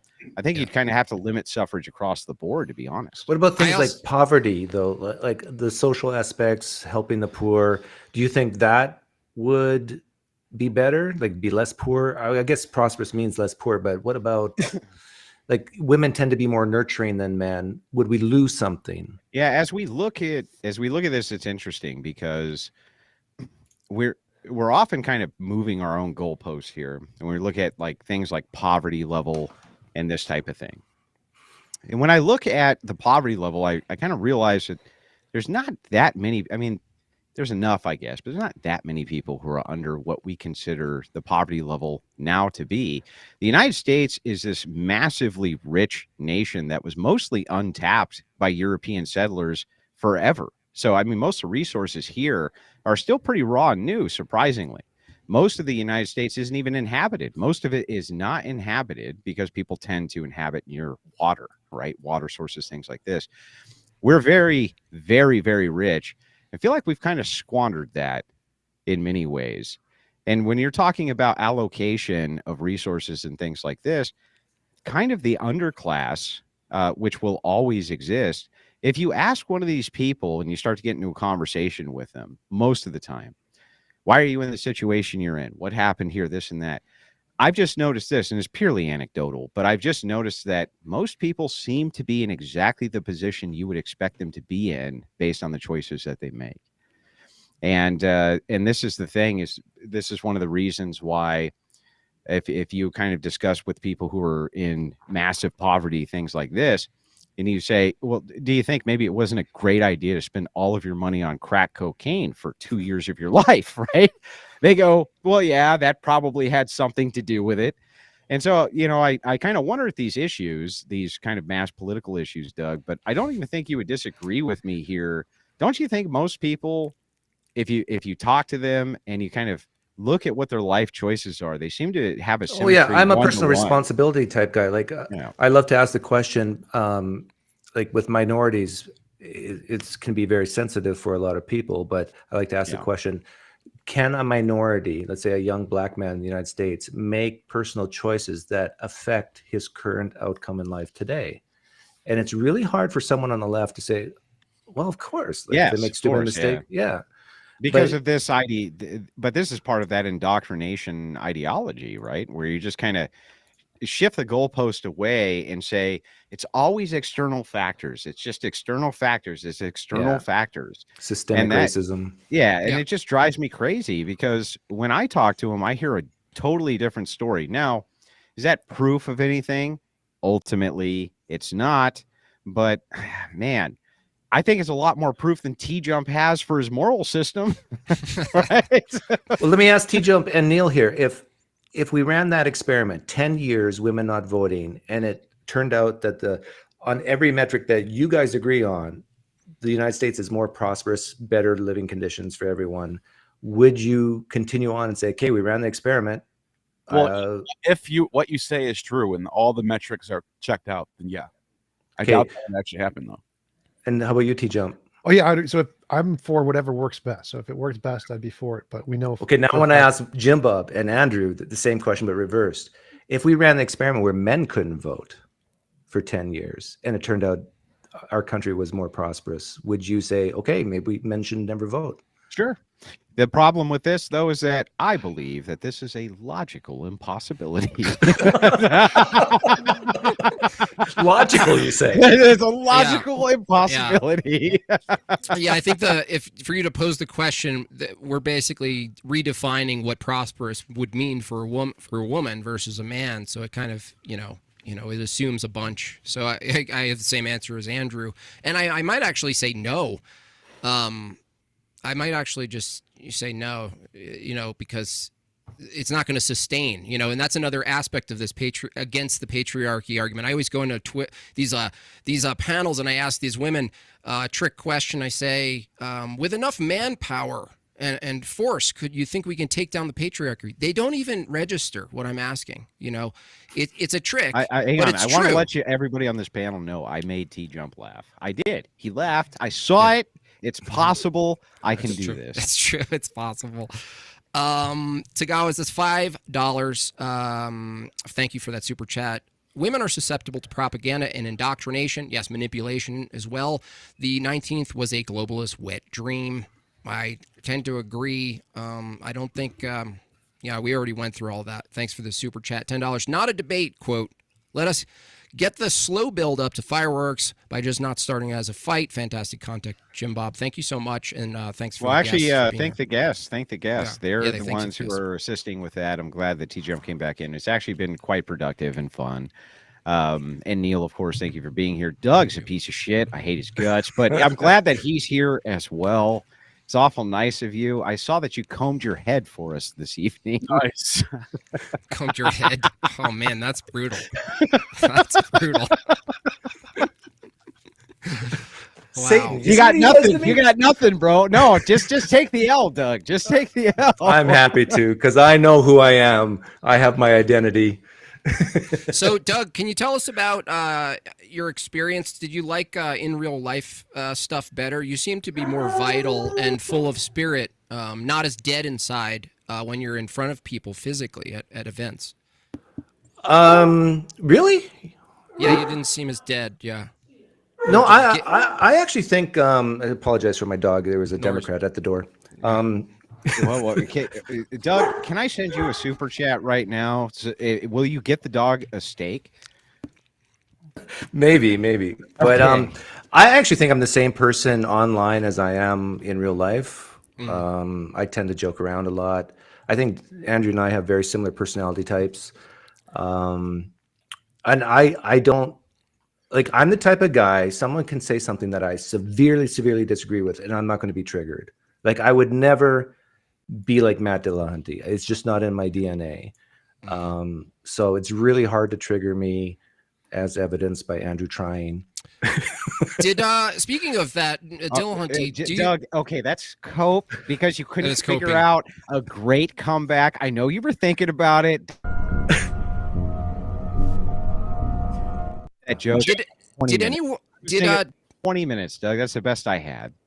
Doug, did any of your atheist friends actually confront Andrew's argument that he brought against Dillahunty, or is everyone just still running from it? What's the argument? Go ahead, Andrew. Also, the argument just says this: if I were to grant the worldview that a lot of secular humanists postulate that Christianity is a big lie, it sucks, it's all completely based on untruth. If I just kind of grant that that's true, but then say, but the societal effects of it, of people believing in it, seem to be better than the societal effects of people believing in a purely agnostic or atheistic worldview. Would you, as the secular humanist, say that that is the pinnacle of humanism then? Wouldn't that be the best thing for humanity if it had the best outcomes for humanity? Sure. And then from there, we can kind of, yeah, right, exactly. So then from there, we can kind of critique and see if it does or it doesn't. And I would contend that it does. It does, generally speaking, have better outcomes for at least at the individual level, and then even scaled up to most of the societal level as well. See, but if I was Matt Dillahunty, I would have mentioned the Enlightenment, and maybe that's true now, but wasn't true before, and all the deaths and killings because of religion. But sorry, come on. But what about communism, Doug? Yeah, what would you say about communism? Well, I would say if I was Dillahunty, I would say because you could still be a Christian and still join a church within secular humanism, so that problem is solved. You can still. You kind of have a problem with that, though, Neil. And this is like It's you're actually pretty right. funny. You can make a counter argument, and Matt kind of did in his opening. He says, inside of the kind of secular humanist or atheist society, you can be a Christian. That's fine, as long as you have no power. And that's Right. where it's not so fine from my angle. Now, he didn't specifically state no power, but it was definitely inferred. So the question becomes then, well, who's better off in power? Who's better off for prescribing kind of moral prescriptions for the population that helps them thrive? If I look at Western nations that have a hard time even reproducing due to materialism, not so sure. The theists seem to be just overtaking them even inside of the secular countries or the more secular countries. They overtake them in birth rates, and they're going to continue to do so. In fact, I just read just this morning, Doug, it was on the Amish. You know that the Amish are doubling in their birth rates every couple of years. They're doubling. wow. Doubling. Doug grew up Amish. They No, don't. Mennonite. Notice how they can do that. Really? Oh, well, okay. So hang on. Let me ask you this real quick before we dive into that. Why is it that Mennonites are okay with such subpar food? Like, I get that you have to. It's terrible, man. Oh man. I knew I could trigger him. I knew I could get him. I think it's an We're indulgence. to done them, with you, right? Doug. It's probably an ethical. Is that ethics, Pine Creek? You don't overindulge in nice tasting stuff, or All right. Okay. Hang on. Doug. I'm gonna be- Pierogies, I'm gonna farmer be completely- sausage, Pierogies are good. borscht. I'm going to be completely honest with you. So we had, there was this terrible calamity that happened to us that was, it made the news once. And this nice lady, she sent in this whole package for me and my wife to like get away for a couple of days. I'm not going to get into all the details, but it was like a Mennonite retreat. And it was a hotel that was run by Mennonites. Okay. No, I'm not kidding. Okay. You can look this up in Michigan. It's called the Shack. Okay. Now, maybe it's not run by Mennonites, but there's tons of Mennonites who go in there. So we go into this place. It's like Was 4 it a Mennonite brothel? It's like 4 o'clock in the evening. Well, maybe, right? It's like it's like 4 o'clock in the afternoon, right? And I have a cigarette in the parking lot, and they're all looking at me like I'm Satan incarnate because I'm smoking in the parking lot. But anyway, we go in. We're gonna sit down for dinner. Doug, they had cubed meat. Oh, It was cubed meat. Doug. Andrew, I can explain this. All Was right. it a Sunday? No, it was a Saturday. Saturday. Okay, same thing. Same thing. What you experienced was a Mennonite FOSPA. It's called a FOSPA. It's not meant to be like a real meal, but more of not a snack, but somewhere in between. hors And d'oeuvre. it's very common in Mennonite circles. If there's Mennonites listening right now, they'll know exactly what I'm talking about. So you experienced not a real meal, but a FOSPA.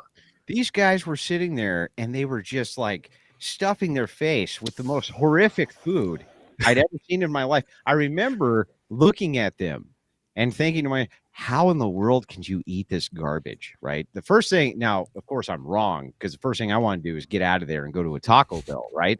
And I'm sitting there talking shit about the garbage they're eating. But I did. I wanted to get out of there and go to a Taco Bell or McDonald's or anything other than whatever the cubed meat shit was these guys are eating. Do you recycle these stories? Because didn't you tell a similar story about the day you debated Matt Delante? No. You had rotten food, remember? Oh, no. That Subway. was Subway. Subway, that was Subway Which versus is a much steak. bigger Yeah. story. No, way that bigger. but that happened too, right? I mean, he did. James pulled up the shirt. Let me ask you, T-Jump, you've done some of the in live things for MDD. Has James ever treated you to Subway? No, but I wouldn't want him to. I don't like Subway. That's the thing, right? It's like, Okay, I got to ask this. I Andrew. was about to flex on that, but then it turns out he offered and you just said no. I got to ask this because the people really want to know. right. Was part of your goal? Was it your main goal to trigger Matt? Not that at all. day? No. I was actually absolutely stunned that he had quit out. I did deliver my opening statements with some flair, but I always think that that's really important to get people to pay attention. In fact, I remember T-Jump was on the Crucible channel. He was doing a debate, and we were talking with him, and T-Jump said, he's like, I realized that some of the flair, like when he says you're a dumbass or you're, you idiot or things like that, part of that is attention grabbing, keeps people focused. So I get all of that. But there is something to be said for like when you're delivering an opening statement, that you have good rhetoric and good flair so that people really pay attention to what it is that you're saying. I didn't feel like the argument was very over the top at all, and it was kind of just a counter. He brought up the LGBTQ stuff. I did the exact same thing back. I had multiple opening statements depending on what he said, and I went with the one that I thought matched It's still the not an arguments the excuse. best. It's not an excuse anyway. I mean, even if he was triggered, or even if Andrew meant that, let's just imagine he did, right? And someone doesn't believe Andrew. It doesn't matter because the argument itself was not engaged with at all. And Yeah, that was but clear. Doug, if I wanted to trigger Matt, oh boy, you know I could. But that was not the that was just not the goal. And did you get a lot of pushback from your fellow Christians, whether Orthodox or non, for that? I got some for people who were, but here's the thing. There's a whole sissification which has happened with Christianity where there's a huge swath, mostly women, by the way, Doug, mostly women who think that Christianity means be nice. And that's not what it means. It doesn't mean be nice. But they conflate morality with niceness. And that's insanity to me. But there are people who do that. But for the most part, no. For the most part, what I got were messages that said, it's about time the guy got a taste of his own medicine. But I didn't even feel like I was over the top. Like I've done debates where I've delivered opening statements which were so brutal that I could see people going, dude, that was too much. And I would say, okay, you know, maybe that's a fair criticism. I didn't even think that was that bad. I thought he was just kind of being a bitch about the whole thing because he's humping a dude. You're humping, you know what I mean? That's what I think. I think that because he happened to be in a relationship where he's boning a dude, he was upset that part of the argument came up. It's part of the argument too, by the way. Like when even you presented it to T-Jump here, Andrew, the consequence of the argument of accepting that you would actually favor Christianity if these outcomes were present actually means that you would abandon truth in favor of outcomes that you prefer. And so if the secular humanist position is that you'd favor outcomes and abandon truth, then you can't really be a secular humanist if you at least follow that argument. You can't be a secular humanist that says, I reject Christianity because it's not true, or I'm out to get the truth. Suddenly we have an argument where you actually do abandon the truth altogether. Well, for humanism, the goal is is to maximize human well-being. And so if sacrificing truth would maximize well-being, you could be a humanist and reject truth. But then wouldn't that, if you were sacrificing truth, what if you didn't have the truth of what well-being was, right? So it's kind of like it cancels itself out a little bit. Well, if you don't have truth to determine anything, then it would just cancel out everything. Yeah. So, but that's the Yeah, point that's is, atheism. can you know what the truth is and know that you're going against the truth, but it achieves some goal of maximal well-being and still be consistent? Yes, you can know that something is false, but do it anyway because it's better for well-being. Well, Like I'm not gonna Jimbob, get that in- was a low blow. Like whether you're Christian or atheist or Muslim, we all struggle to figure out at times what truth is, right? Yeah, but we're honest about it. Like the Oh, thing I'm is, honest about it. well, I think you are, but I don't think that and I guess you could apply that criticism back towards me. That's an Andrew L for those of you in chat. You can give me the L on that because it is true. He can apply that back towards me. So I think it is fair to say that kind of across the board, people do struggle with that. That's fair. You know what I mean? I've struggled with it. You have to trying to figure out what is true, what is not true, what's our path, what's not our path. But I mean, ultimately, what do you ride on, man? Like you don't have anything other than, well, this is Doug's brain. Like I wonder about you, Doug. I wonder if the airplane goes down, you're on the island. You know what I mean? Does Doug go, look, God, I don't know if you're up there. I don't know if you are, but I just built this raft and I don't know shit about carpentry. And I'm really hoping against hope that these coconuts that I put on this thing and this sail that I made out of like, you know, weeds and shit that I found on this island gets me out of here. And if it does, I will be faithful for the rest of my, I do wonder, Doug, is that true? Well, I do have markers that would change my mind that's similar to that, but I think it's a little better. Like if you and Jimbob were to take me to the graveside where my sister is buried, that I know she's dead, and you pray in the name of Jesus that she rises from the dead and she bubbles up through the soil. Naturalism, is out. I'm done. I think his question was more like a atheist foxhole question. If you're gonna die, do you put your faith in God? Well, I do. He's right. I mean, that is essentially what I'm saying is like, I kind of don't believe you. Like, I think if we're on an island, the plane goes down and I'm like, Doug, join me in a prayer. What could it hurt? I think you'd be on your knees and you'd be like, God, if you are there, please bless this raft so we can get off this godforsaken island easy. where this asshole argues with me all day long, right? It's better to take the raft and go to some shallow water and test it out where you know you're not going to die and see if the raft works. Yeah, but we did all that. But we just don't have that much faith in our carpentry skills, let's say, or whatever it is. You know what But I that's mean? easy, Andrew, to say incantations in the hope that it might be true. But still deep down, I wouldn't believe it's true unless. Yeah, but here's the distinction. If I'm on the island with a Satanist, right, I would never say his prayer, regardless of privation. What if Satan could save you? That's the thing.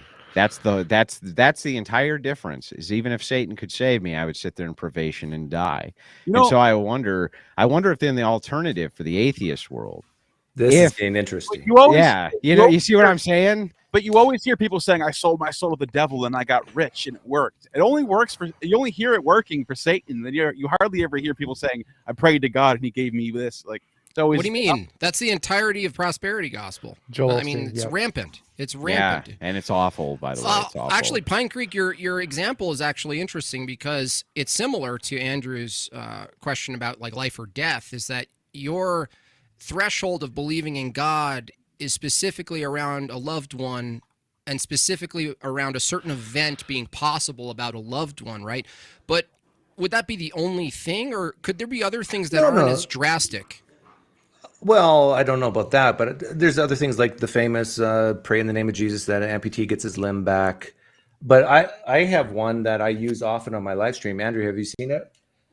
So this is water. If I told you, this stupid water thing. Hey, you gonna put the lighter under your fucking arm again? Are you gonna do the lighter thing and burn your arm again? So this is Kleenex in 1 Kings 18. Joshua prayed to the gods or his Yahweh, and so if you guys pray in the name of Jesus right now and this lights up, you know. How could that prove if it's fundamentally against the Christian? I don't need view? proof. You're taunting God. I don't need proof. Like, What do you it's need? Like, you're basically saying if I Genie, taunt my God, confidence raised.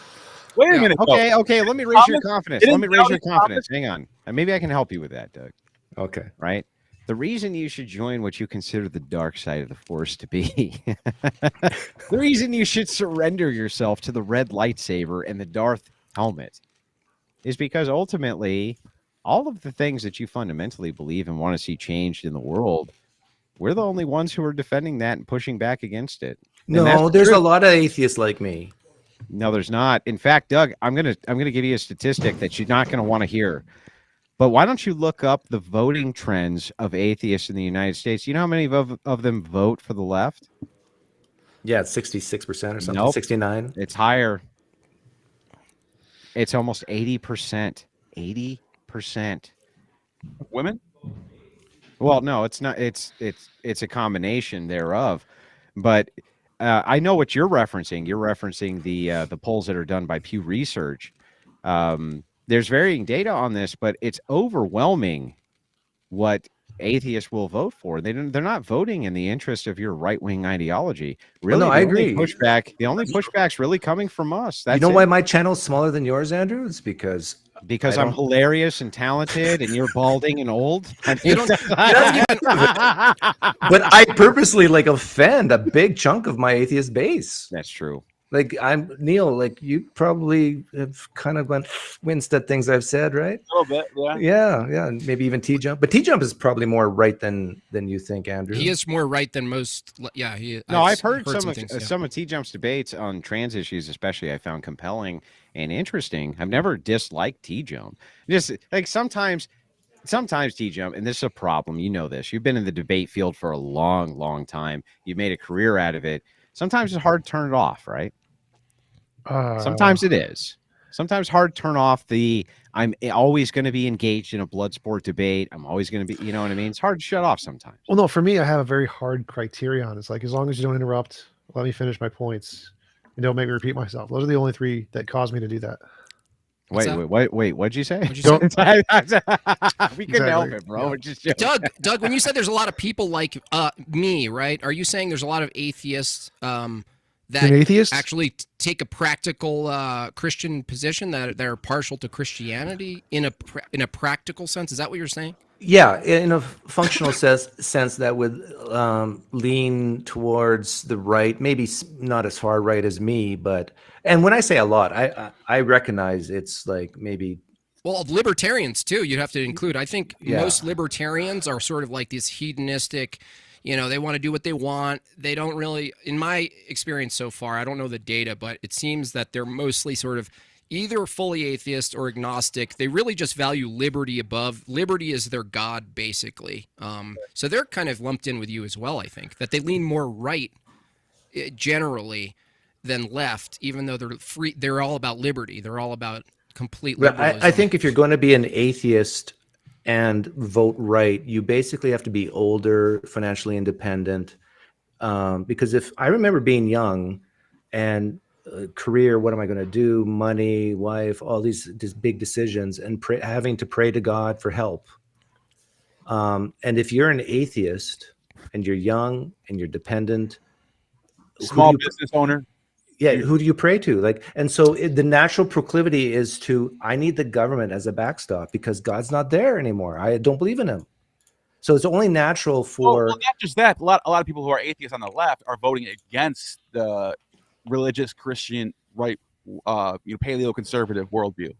It's not that they're voting for something; they're voting against that. Oh yeah, that could be true. Doug, do you think there's an actual separation of church and state, or is it impossible? I wouldn't say it's impossible, but it's very difficult to have a complete separation because people's own worldviews is going to spill over in their political decisions all the time. Sure. Right. Yeah. It's like, how could you possibly become, let's say, based on your own views and practices that you've actually gathered your constituents and they help you along and you start winning and you get big, right? And then suddenly you have this place in politics.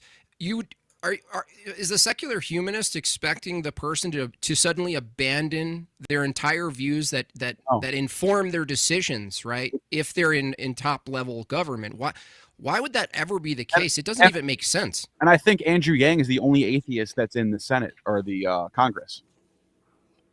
So they're all either Christian or Jewish or some sort of Christian. Yeah, I think there's only one, to my knowledge. I didn't know that. I think he's that surprises me. Actually. But what Jimbob's talking about is people like Mike Johnson, the new Speaker of the House, right? He's a young Earth creationist, and I've been asked about this. Like, Doug, how can you vote right when he's fucking awesome? He's come on, Doug. He's awesome, and you know it, right? He's a smart guy. He's awesome. It's great. Because the outcomes justify you abandoning a falsity. Was Andrew Yang in Congress?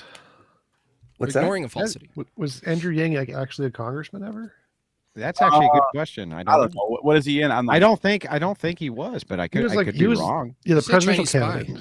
Yeah, he was a presidential candidate. He ran on a libertarian ticket. If I'm wrong, then maybe he's not. Separation of church and state, B.S. Lewis says, should be akin to the separation of church and state. I don't even believe that's possible because to pursue science, you make a meta-ethical position about why we ought to pursue science. So you can't escape this ethics problem where we're constantly asserting our oughts about where we're going. Like we got to move forward. We got to progress. We got to evolve past these silly myths, right?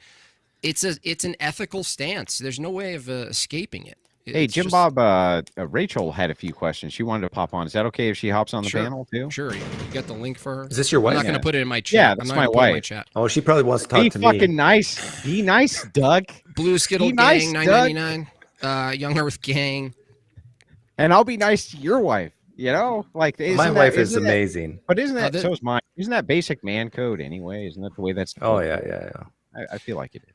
I gotta be honest, I think the whole political link, conversation Andrew? is kind of silly. It's like what systems work best and produce the best health outcomes. And the Western nations with the low birth rates have far better quality of life than everywhere else. It's like, secular nations won the health equality standard. It's like, what's health worth if you don't reproduce?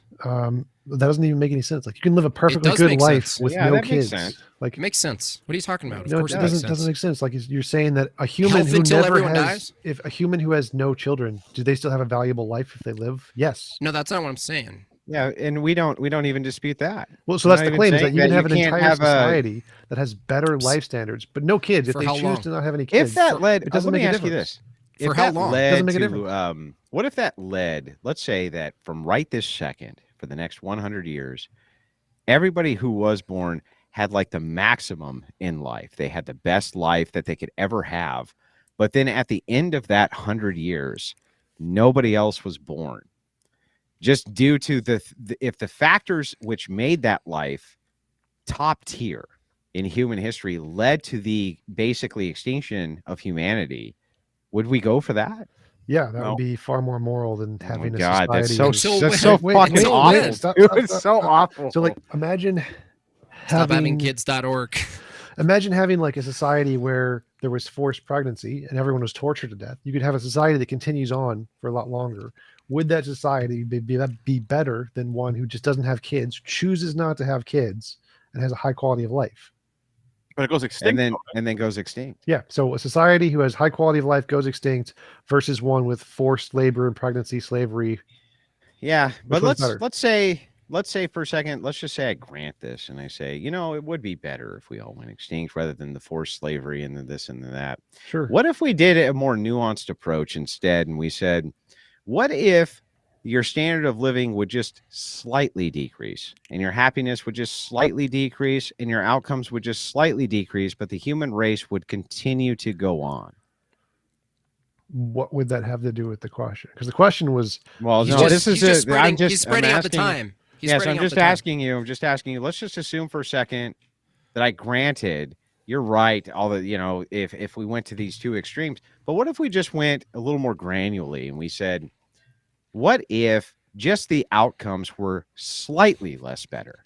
They were just slightly less good, but the human race continues on. Versus, we could have the outcomes be slightly more better, but the human race is a dead end.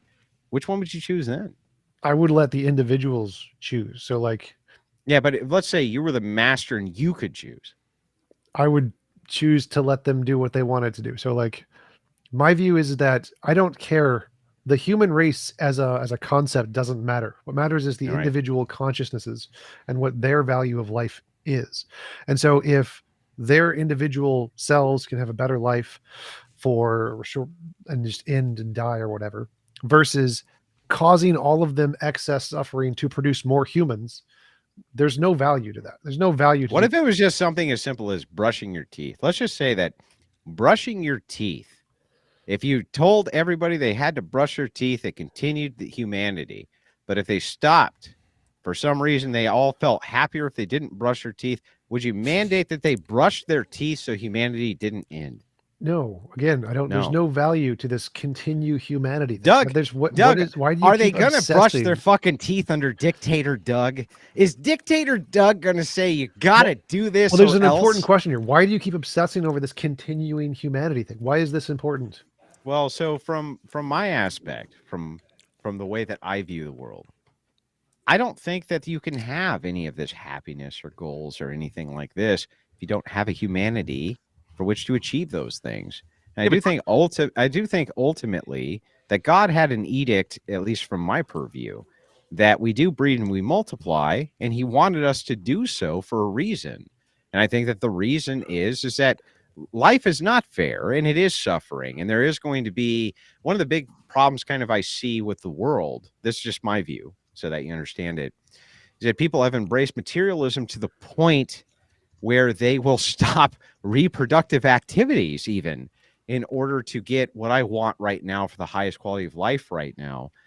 And I don't think that that's a moral good. I don't think I can see Andrew's point and I can see T-Jump's point. I wanted to, because I didn't hear an answer there. I heard that God told you so, but like, what is the value? Why is God told you so not good enough? Well, it was the thing you said before that it sounded like a good answer. The God told you so is just a terrible answer. But T-Jump, I got a great question for Andrew on that. Sure. If God said, Andrew, if God did If God Just- told me to do whatever, if God told me to go through and exterminate everything that Pine Creek loved, the AK-47 is coming out. Rachel, I don't you see give what a your fuck. husband's doing to me? I'm a nice guy. And he's Well, like, Wouldn't it be going, what if God told you to become Andrew. trans? Andrew? What if we It's are a going logical. extinct, though? Wouldn't that Yeah, mean that would be. well, let me finish my from question. purview. Andrew, Go if ahead. God actually destroyed the universe Mhm. tomorrow, but didn't tell anybody, and just poof, everything's gone, would that be bad? Well, so the question that you're asking, if we look at the purviews of what's logically possible, Doug, you would have Lean to yes, agree. lean no. Stop. It would have to go. It would have to go through the paradigm of what is logically possible. I think people often mess up when we're talking about philosophy, especially, is that logical possibility has to come from a paradigm. From T-Jump's paradigm, that's logically possible. From your paradigm, it's logically possible. From my paradigm, it's not actually logically possible. The question becomes incoherent. Is it logically possible to create the universe out of nothing? It is with uncreated energy. So then it should be logically possible to destroy the universe into nothing. Well, no, because then that would be counter to the nature of the thing that I'm appealing to. And remember, in T-Jump's actual answer for his morality, T-Jump stated that a space field of morality, the object just simply can appeal to itself, which is exactly what I'm doing right now. Why am I wrong, Pine Creek Doug? Well, see, I think the core fundamental difference is the value one places on existence in itself. And I think a lot I can agree with. Yeah, and I think a lot of atheists would say that existence is neither good or bad, it is what it is. And so if the universe went extinct tomorrow, that's not bad, that's not good, it just is what it is. I'm going to answer to this. Before I do, can you just answer one thing for me? And I'm sorry, I know that that's actually kind of bad form, but if you just don't mind, because we're in an informal panel setting, you obviously place some weight on existence and the continuation of existence. Why the fuck do you do that, man? Why do you think it's obvious I do? Because you're a right-wing conservative fanatic. I've seen your content. You love reproduction. You think that children are excellent. You want to see more of that in society. Why, man? Why? Well, because you know that there's something there. I'll answer your question. It's because I disagree with T-Jump that I think it would be a horrible way to go if a society would slowly go extinct. Yeah. I mean, you're going to have a lot of old people, like just practically, who's going to change my diaper? I mean, it's going to be bad. And so What's that answer now, though? I'd rather a big why is rock this just a hit our hypothetical? planet and we just go poof, we're gone. I'd rather Yellowstone just blow up. Well, before we introduce Rachel, I can thanks for being actually patient. kind of Here. relate, I think, a bit with that answer. It's like there's almost maybe even T-Jump would agree. There's almost an intuition to it, right? So the reason we need kids is to take care of you when you're old, so they can change your diapers.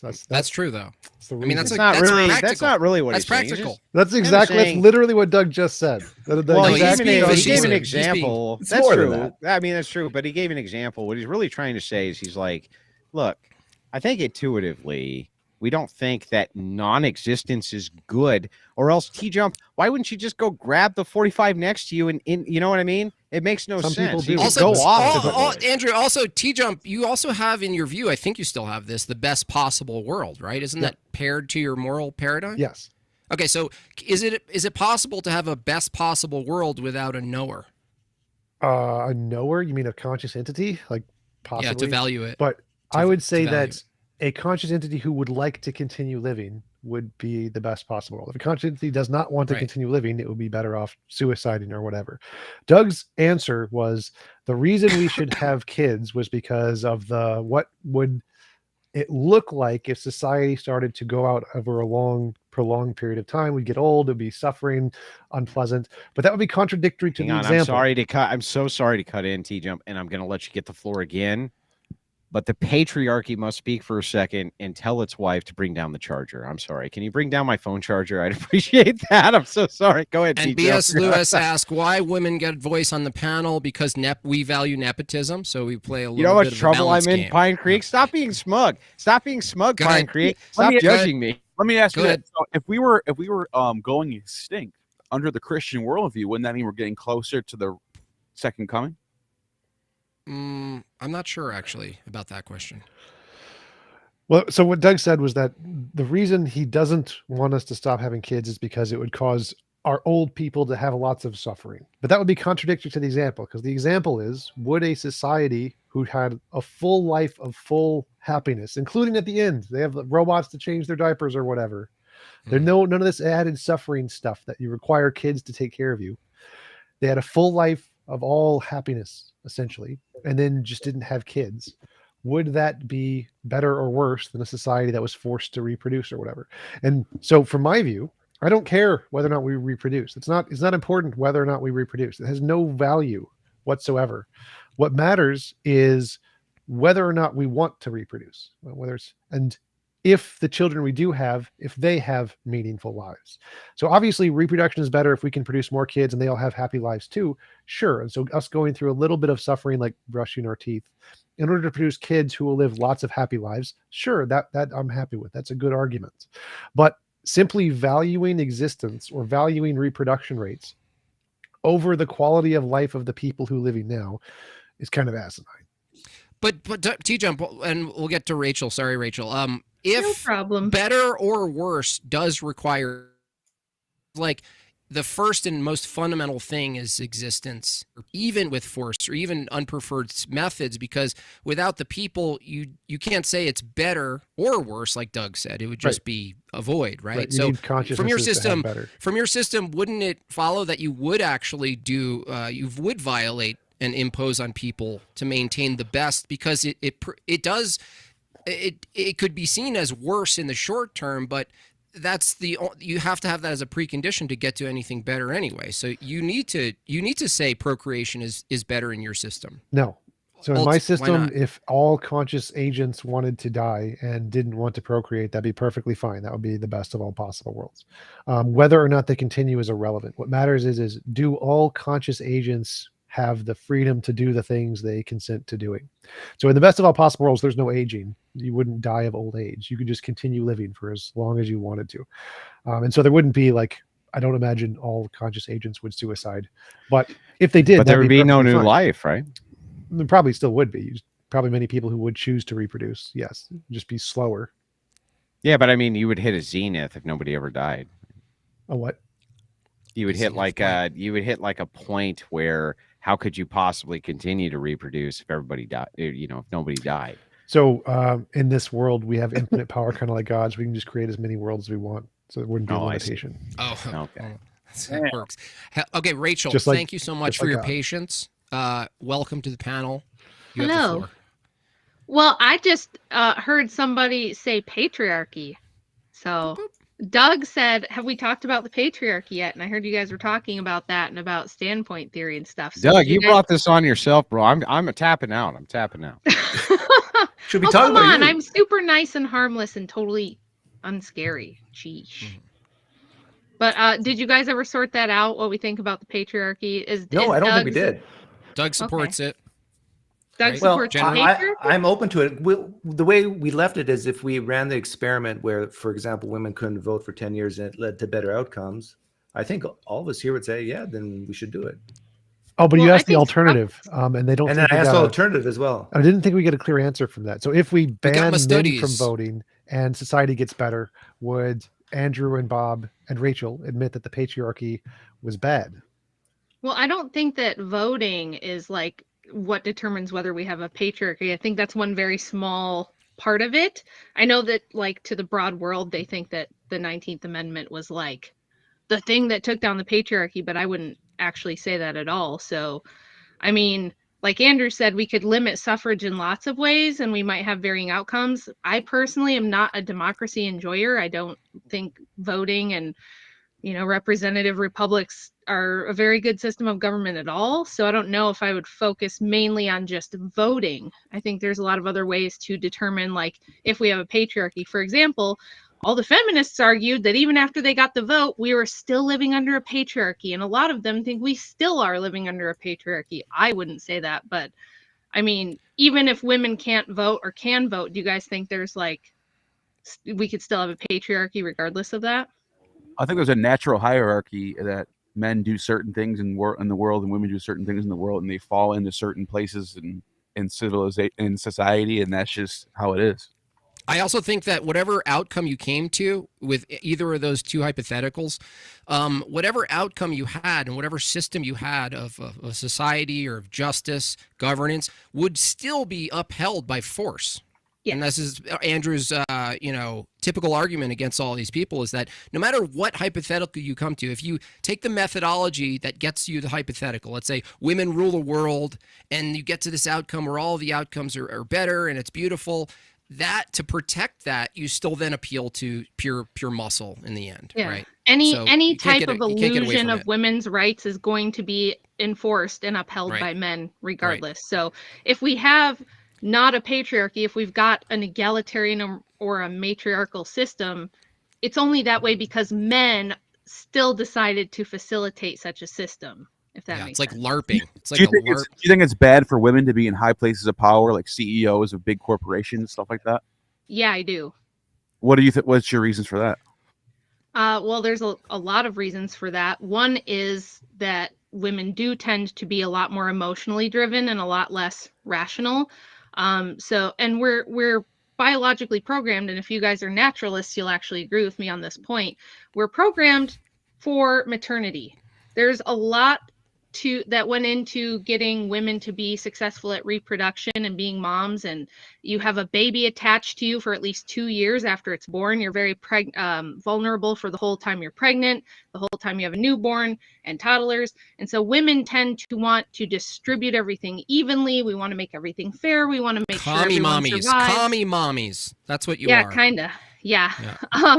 Whereas, so like this is the irony, right? Of all the libertarians say, we have to give women voting rights because that's freedom and we want maximum freedom and we want maximum liberty. But by giving women voting rights, you ensure that whatever freedom or liberty you had is going to go away, because women are always going to vote for a nanny state. They're going to always vote for protection over freedom. They're going to vote for security over liberty.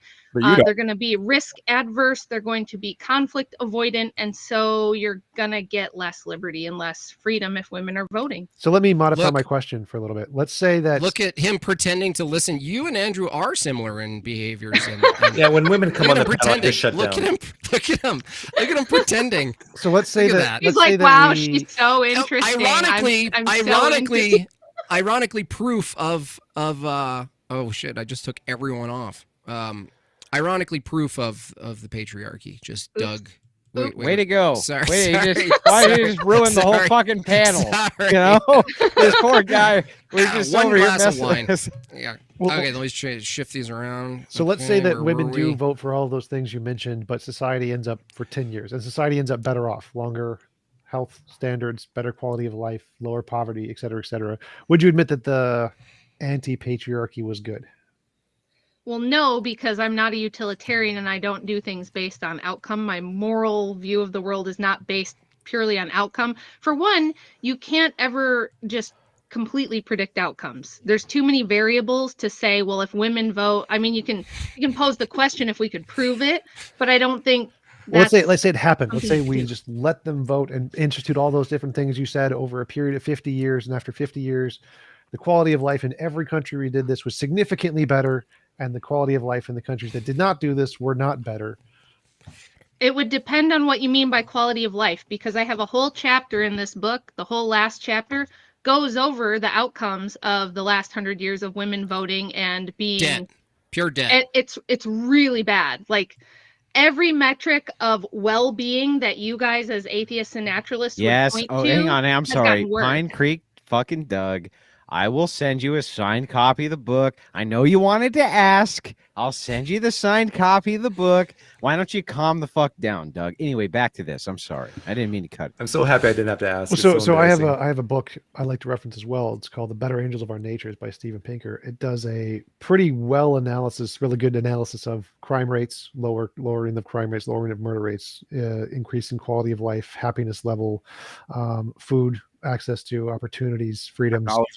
Pretty much every standard that most philosophers use when we're trying to establish anything in morality has improved drastically by increasing all of those things, like a welfare state, healthcare in countries that do socialized healthcare or a mixed economy healthcare, drastically beat out pretty much every privatized healthcare system in existence, with one exception, which is Singapore. Same with housing and assistance, and like the best government program. Sorry, go ahead. Well, the best government program that's ever done anything for anybody was the EITC, the Earned Income Tax Credit, where the government essentially just doubled people's incomes in low poverty conditions, and it saved the lives of tens of thousands of children overnight. So if we look at the data, it shows that all those protectionist socialist policies benefit the lives of pretty much everybody significantly everywhere in the world, but lead to lack of population. It's interesting you said Singapore. My wife is half Singaporean, and they have to do drastic measures to repopulate now. Well, again, I don't care about that. Literally doesn't matter. Literally, well, no, matter. it is relevant, because what you call well-being, I think we've established, right, Tom, that your goal of well-being could just be a blip in time, and then it all fades away and it's fine. But from our view, if you were to achieve well-being, you would want to sustain it, and to sustain it, you need to have children. But you guys now, agreed. is it better to sustain well-being and outcomes than not? Again, sustain, as I mentioned, sustaining means nothing. It literally doesn't matter if humanity continues. What matters is the quality of the life of the individual consciousnesses. And so, do you need a day for that? Do you need a week for that? I don't. That doesn't make any sense. So wait. So the point here here is, is, frame as doesn't you matter, guys but mentioned, you need time. If we're comparing the two extremes, a world where everybody lives happy lives and never reproduces, or a world where people are forced to reproduce and be slaves, clearly the one where the world ends and there's no more children is a better option than the one where everyone's forced to be slaves and have children. The reproduction part just doesn't matter. So whether or not we have more kids isn't a measurement on the happiness scale. It's not a measurement on the well-being scale. There is no part. Actually, not based on not women to who have interject, kids. but I wanted to jump in just because that's actually not true. We have like major consequences from declining birth rates. One of which is we have a massive labor shortage right now. We have supply chain interruptions.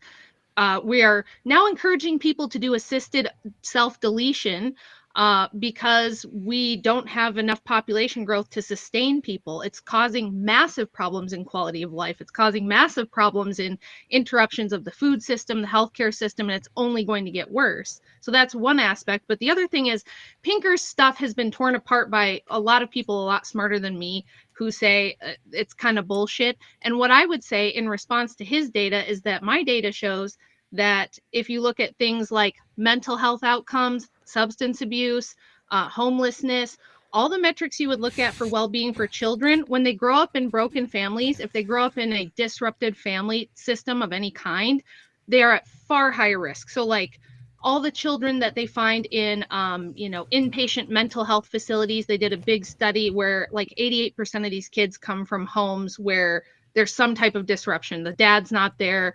The parents are divorced, remarried, things like that. The breakdown of the family unit has caused a lot of suffering, a lot of unwell-being for a lot of people. There, because those aren't issues in most Western countries. They're just not. That's an American issue. Yes, they are. No, what do you mean? Not what really. are So, issues? The most countries have the well-being of the children is significantly better than everywhere else in the world. There is no comparison. Everywhere, so every standard of every Western you're just saying nation material. does better. You're saying material conditions are better for kids. Psychological in well-being, happiness. Every single criterion of the psychological state of well-being of kids is better in Western nations than anywhere else, in any time period, anywhere in history. This is not even contentious. No, we don't have any measurements for the psychological well-being of children across time in different parts of the world. No, we don't. We don't have data for that. Can you show me the data of the psychological conditions of somebody who was born in the year 1000 AD, sir? The year 1000? We can actually, yes, because we can show go ahead. availability of food. I'll wait. Yeah, I'll wait. You show me the psychological conditions. This is well studied. Go ahead. What? What about China with low birth rates? China? What about China? There are people with psychology PhDs that are historians that have done work on this stuff. I've certainly read it. It's all speculation. This is a Republican trope where they say here's data. there is conclusive data. The consensus in every single academic field is exactly what consensus is not. Consensus is not a conclusion. Why do you guys not understand how science works? So the consensus is. Oh, we don't know how science works. Close your eyes and tell me the scientific method. Just tell me the scientific method. Hypothesis, prediction, conclusion. There you go. That's not even hard. So What you guys Wait. are saying is wrong. No, that's wrong. Close. No, it's That's Almost. stop, Almost. It also depends stop. on what you're talking about too. No, Okay, that close is that enough. is Let him that is go. the, Let that him- is let the him go. scientific method. You guys, if you don't think you're wrong, if you think I'm wrong Say on it that, again. you know Say it nothing again. about science. Wait, say it again. Hypothesis, Why are you guys so beating up prediction, on teaching? conclusion. Wait, do you need a observation before a hypothesis? What?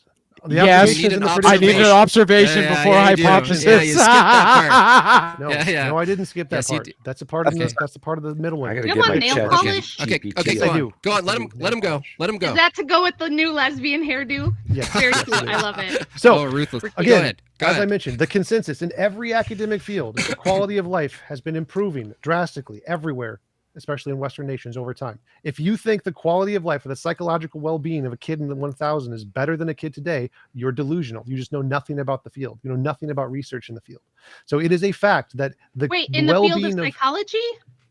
every academic field, psychology, history, well-being, neurology, ethics, Okay, so every you know field, that the field of psychology has a massive crisis when it comes to which has nothing to do replication. with the topic, irrelevant. So yes, Oh, there is a okay. reproducibility So the fact of that modern you can't reproduce any of the studies, the fact that there's a replication crisis that's the highest has in psychology literally has nothing to nothing do to with the study do of psychology and the history of has psychology. literally nothing to do with the fact that the well-being of children today is better than that of when they were starving to death and had the plague. Yes. So the fact that That's some that's a result of modern wait, technology. That's not a yes. result of the breakdown of the family unit. You're the one who The doesn't know how breakdown to of the do family unit science. has nothing to do with Western culture either, because it's not a thing in most Western cultures. Most Western cultures don't have a breakdown of the family unit. Yes, It's an they American do. issue. No, they don't. In Yes, fact, there's they many do. that have far more of a family unit than America, Australia, the UK, France, who all United have States, phenomenal Canada, yes, health they and do. wellness standards in every criterion. So again, nothing you've said has even come close to You're addressing the points I conflating brought up. two issues. No, there's one I'll let issue. you What finish so is that the you can do your. well-being of humans, both children and adults? And in every society, the Western nations who are doing all the socialist stuff about healthcare and providing people with extra money and giving people more rights, they're doing better by every metric. Anybody who disagrees is just delusional and knows nothing about the data. And the fact that you're bringing up certain cherry-picked examples doesn't change that. The fact is, guess what? Healthcare for today, well-being for today, for the psychological well-being of kids is better than it's ever been in human history. And that's a fact. Okay, are you done now? Sure, go ahead. Can I reply? Sure. Okay. We can have advanced technology that gives people better healthcare systems, better food systems, better material conditions, and at the same time that we have those technological advances that help us with our material conditions, we can also not have feminism, which breaks down the family unit, causes massive amounts of divorce or children born out of wedlock, and causes all kinds of problems for kids growing up. If you think that growing up in broken homes is, not a problem for kids, then you're the one who doesn't know the I data. don't think he believes that though, Rachel. No, I agree. Just I agree. Broken homes are a problem, but that Yeah. doesn't Yes. invalidate. So the point here, healthcare, socialized healthcare, has saved hundreds of millions of lives. What does that have to do with feminism? Who paid for it? The socialist programs, the socialist government feminist programs of the things you said Oh, I women see. vote You're for. saying we need feminism so we can have socialism to fix all the No. problems that feminism caused? Literally That's retarded. none of that I said. So See, what I first said, what you do is you get the feminism and it causes all this social disruption and fucks everybody up. wait. But then it's good because we get the women to No, vote listen, for socialism, saying- and then you fix all the problems with the socialism. Okay, let's go back to what you Wait, said. hold on a second. Are you You saying guys supposed to be smart? you Are think you? there's no such thing as kidding me? broken homes during the church like 1,000 years ago? There was no broken homes. I mean, No. broken homes has always been a thing. No, not to the extent that it is now. Not even close. Have you seen the data? Neil, What do you mean? did you have a broken home, Neil? Neil Heel. No, actually, I didn't. Oh, okay. Well, then Do you it's know awesome. how many kids were born out of wedlock in 1960 versus how many kids are born out of wedlock now? Well, that's not the same as saying there wasn't broken homes before, and now there are broken homes. Do you know how rare divorce was prior to 40 Sure. years ago? Extremely rare. To say Prior to there hasn't been feminism. a massive epidemic increase in broken homes over the last 70 years since we've implemented feminism as the default is ridiculous. Everybody knows this. I mean, we can just take a look at the data. I have a piece on my Substack going over the last 45 years of national incidence studies, which looks at all of the data around, children and women's welfare and what situations and conditions cause the most abuse, harm, social problems, problems with well-being. And unequivocally, far and away, they say that for children to grow up in an intact home with both biological parents married is, by a factor of about 12, the safest way for children to grow up. No, it's not. So you kind of ignored the factors of having food and not dying of the plague. Those are kind of important. But you can have that without the feminism. Can you not? No, you can't. So again, the reason I brought up all these socialized governments with all of their socialized why healthcare, can't you? Wait. That's literally what I'm answering. That's literally what I'm answering. So, as you mentioned, women vote for things like protectionism and government's safety nets. Healthcare is one of these. Most of the Republican systems don't vote for these things. They're against all of these things. So all of the very advanced healthcare we see in all the Western nations, they're called socialized healthcare for a reason. Those are all those women things you keep voting for, these safety nets and the government oversight and stuff. And they work.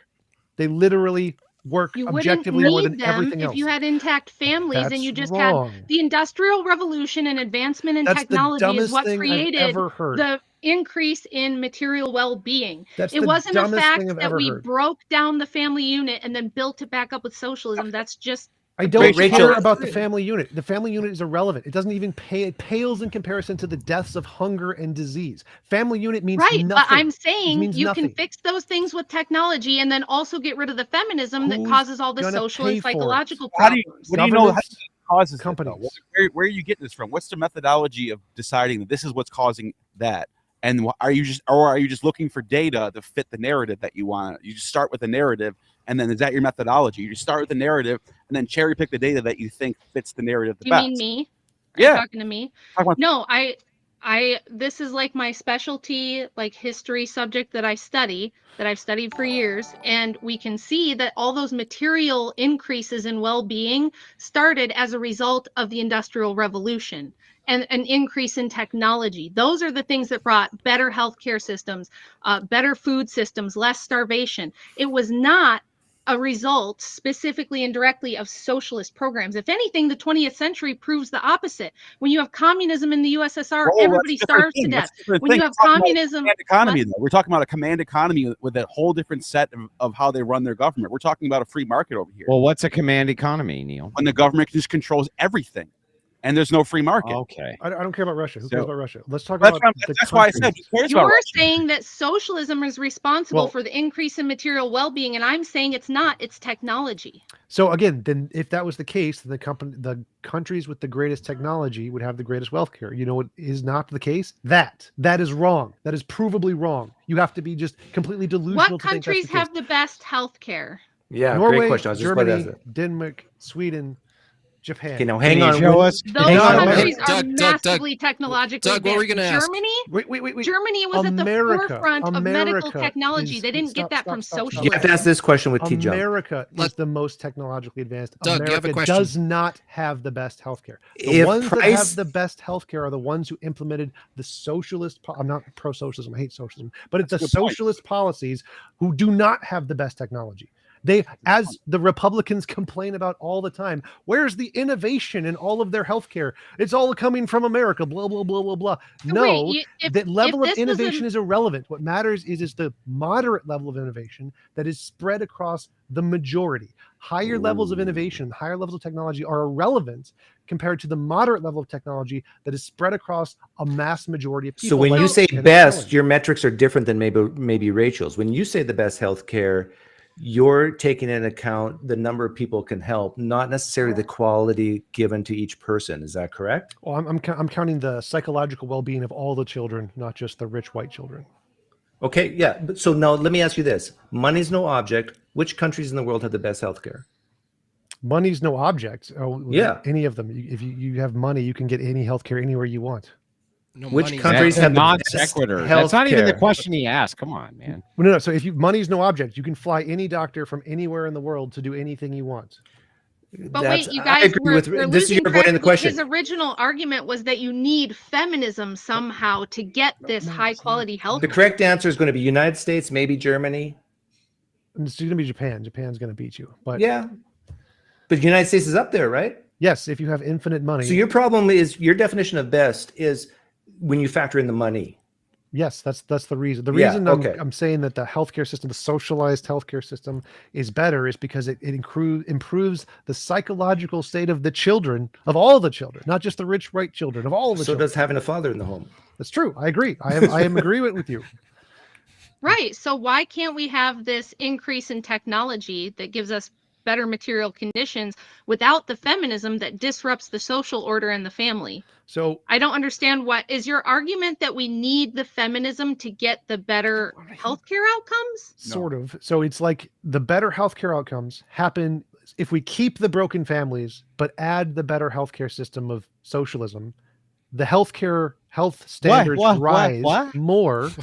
Wait, you're advocating for broken families combined with better health care? Like, or you're just saying if that's listen, the case? listen to the words first, and then Okay. so if we All right, keep the broken All right. families, we keep the broken families. Say this is an intrinsic part of feminism. You got to have Okay. broken families for feminism, but it also comes with the socialized healthcare. So you got to take both of them because they're both the feminist package or whatever.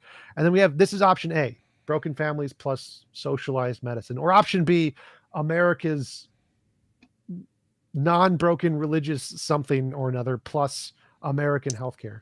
The number of lives saved and the quality of life improved will be better under the feminist system. Even with the broken families, that healthcare system is going to do hundreds of millions of lives more saved than the broken family garbage. We don't care about the broken family garbage. It's not a Okay, serious concern. so are you saying then that Hang if on, I haven't men had supper yet. men are I'm encouraged just and going we to say don't- goodbye to everyone. Oh, I knew he was Oh. out.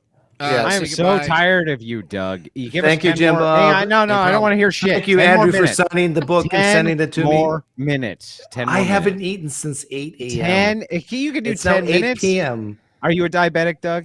No, 10 more minutes. So you 10 have more no minutes. excuse. I'm a fat old white man. Doug, just do what I did. Andrew is abusive.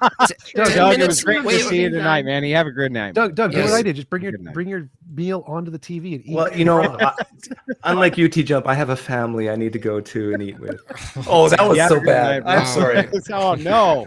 Doug, Doug, that got a was Okay, broken brutal. T-Jump doesn't Doug. care about Broken families. family That was Sorry, ridiculous. that was rude. I Doug, shouldn't end that Doug, way. do you still have two channels, one politics and one not, or no? No, I combined them, so everything's Okay. on the Pine Creek channel. Yeah, so if people Alrighty. want to see me there, they can and get my viewership as high as Doug, what are you Andrew's. having for dinner? Meat Borscht, cubes. Meat The cubes. meat pierogies, cubes. The meat cubes. schmolfat. What the hell real is Mennonite borscht? food. You don't know what borscht is? No, what Borscht is it? amazing. That's Borscht a is Russian actually really soup. good. Yeah, there's It's Zimmer starvation borscht. soup. Spaghetti with no spaghetti. It's Oh. yeah, it's starvation food. It's cold soup. Yeah. Cold You know what? tomatoes. I want to pasta let you know, sauce. Doug. I'm having steak, and potatoes, mashed potatoes, by the way, And beer. for dinner, and it's going to be cooked in the most delicious way possible. And I just wanted to let you know that all of that's going to happen, Doug, because I have a subservient Christian wife, and that's what you get, Doug. It's what you get. He has I one do too. too. Best of both worlds. Have a good one, Doug. I'll see See you, ya, bro. guys. See ya. All right, you guys can continue, or we can. Yeah, we're weren't we we're gonna at 3 talk about hours. evolution and precept or something? Yeah, we're gonna have to wrap the Oh. panel out here pretty quick. We could, Tom. You can definitely come back and do evolution. Right Yeah, that was now, a ton of I think the we're at 3 hours. I prefer to keep this at 3 hours, and you're definitely welcome back for evolution. I'll select the panel for that as well. But thanks for coming back on, Tom. Rachel, thank you for jumping on. Yeah, Neil, hey, of course. it was good. It was good to see you again, Tom. You too. Yeah, and you have yourself a wonderful night as well. I just want to let all the chat know. Make sure you make it rain on Jimbob for putting Thank such you a so much. great panel gonna read. together. Absent Neil, who was totally worthless the entire time. He's never worth Poor it. Neil. No, he's- Poor Neil. You guys are he's- so abusive. And to I'm Neil. gonna stay and read the super chats as well. I'm sure Andrew has to go through some stuff over at your side, so I'm not gonna end the stream right now. But I want to say I'm gonna get you guys your last words. T-Jump, let everyone know where you are, what else you're doing, and where people can find you. Pornhub.com/tjump. Of course. Fair enough. That was a decent troll. Okay, Neil. Well, that's where you're gonna have to find him. So Neil, your turn. My YouTube channel is called Gnostic Informant, ancient history, mythology stuff. Check it out. Okay, and Rachel. You can find me chained to my stove in the kitchen under Andrew's boot. That's right. Nice. You can check out my YouTube channel. It's just Rachel Wilson. Okay, cool. And Andrew, of course. Well, I'm going to stick around, actually. Okay, stick around. for a Okay, few. cool. Yeah. All right, cool. All right. Thank you guys so much. And thank you, of course, Rachel. Get on that steak. If you know Yummy. what's good for to the moon, Alice. T-Jump, it was great to see you again. I'm glad you came back on the panel. I hope we can do more of this in the future. See you guys All right. later.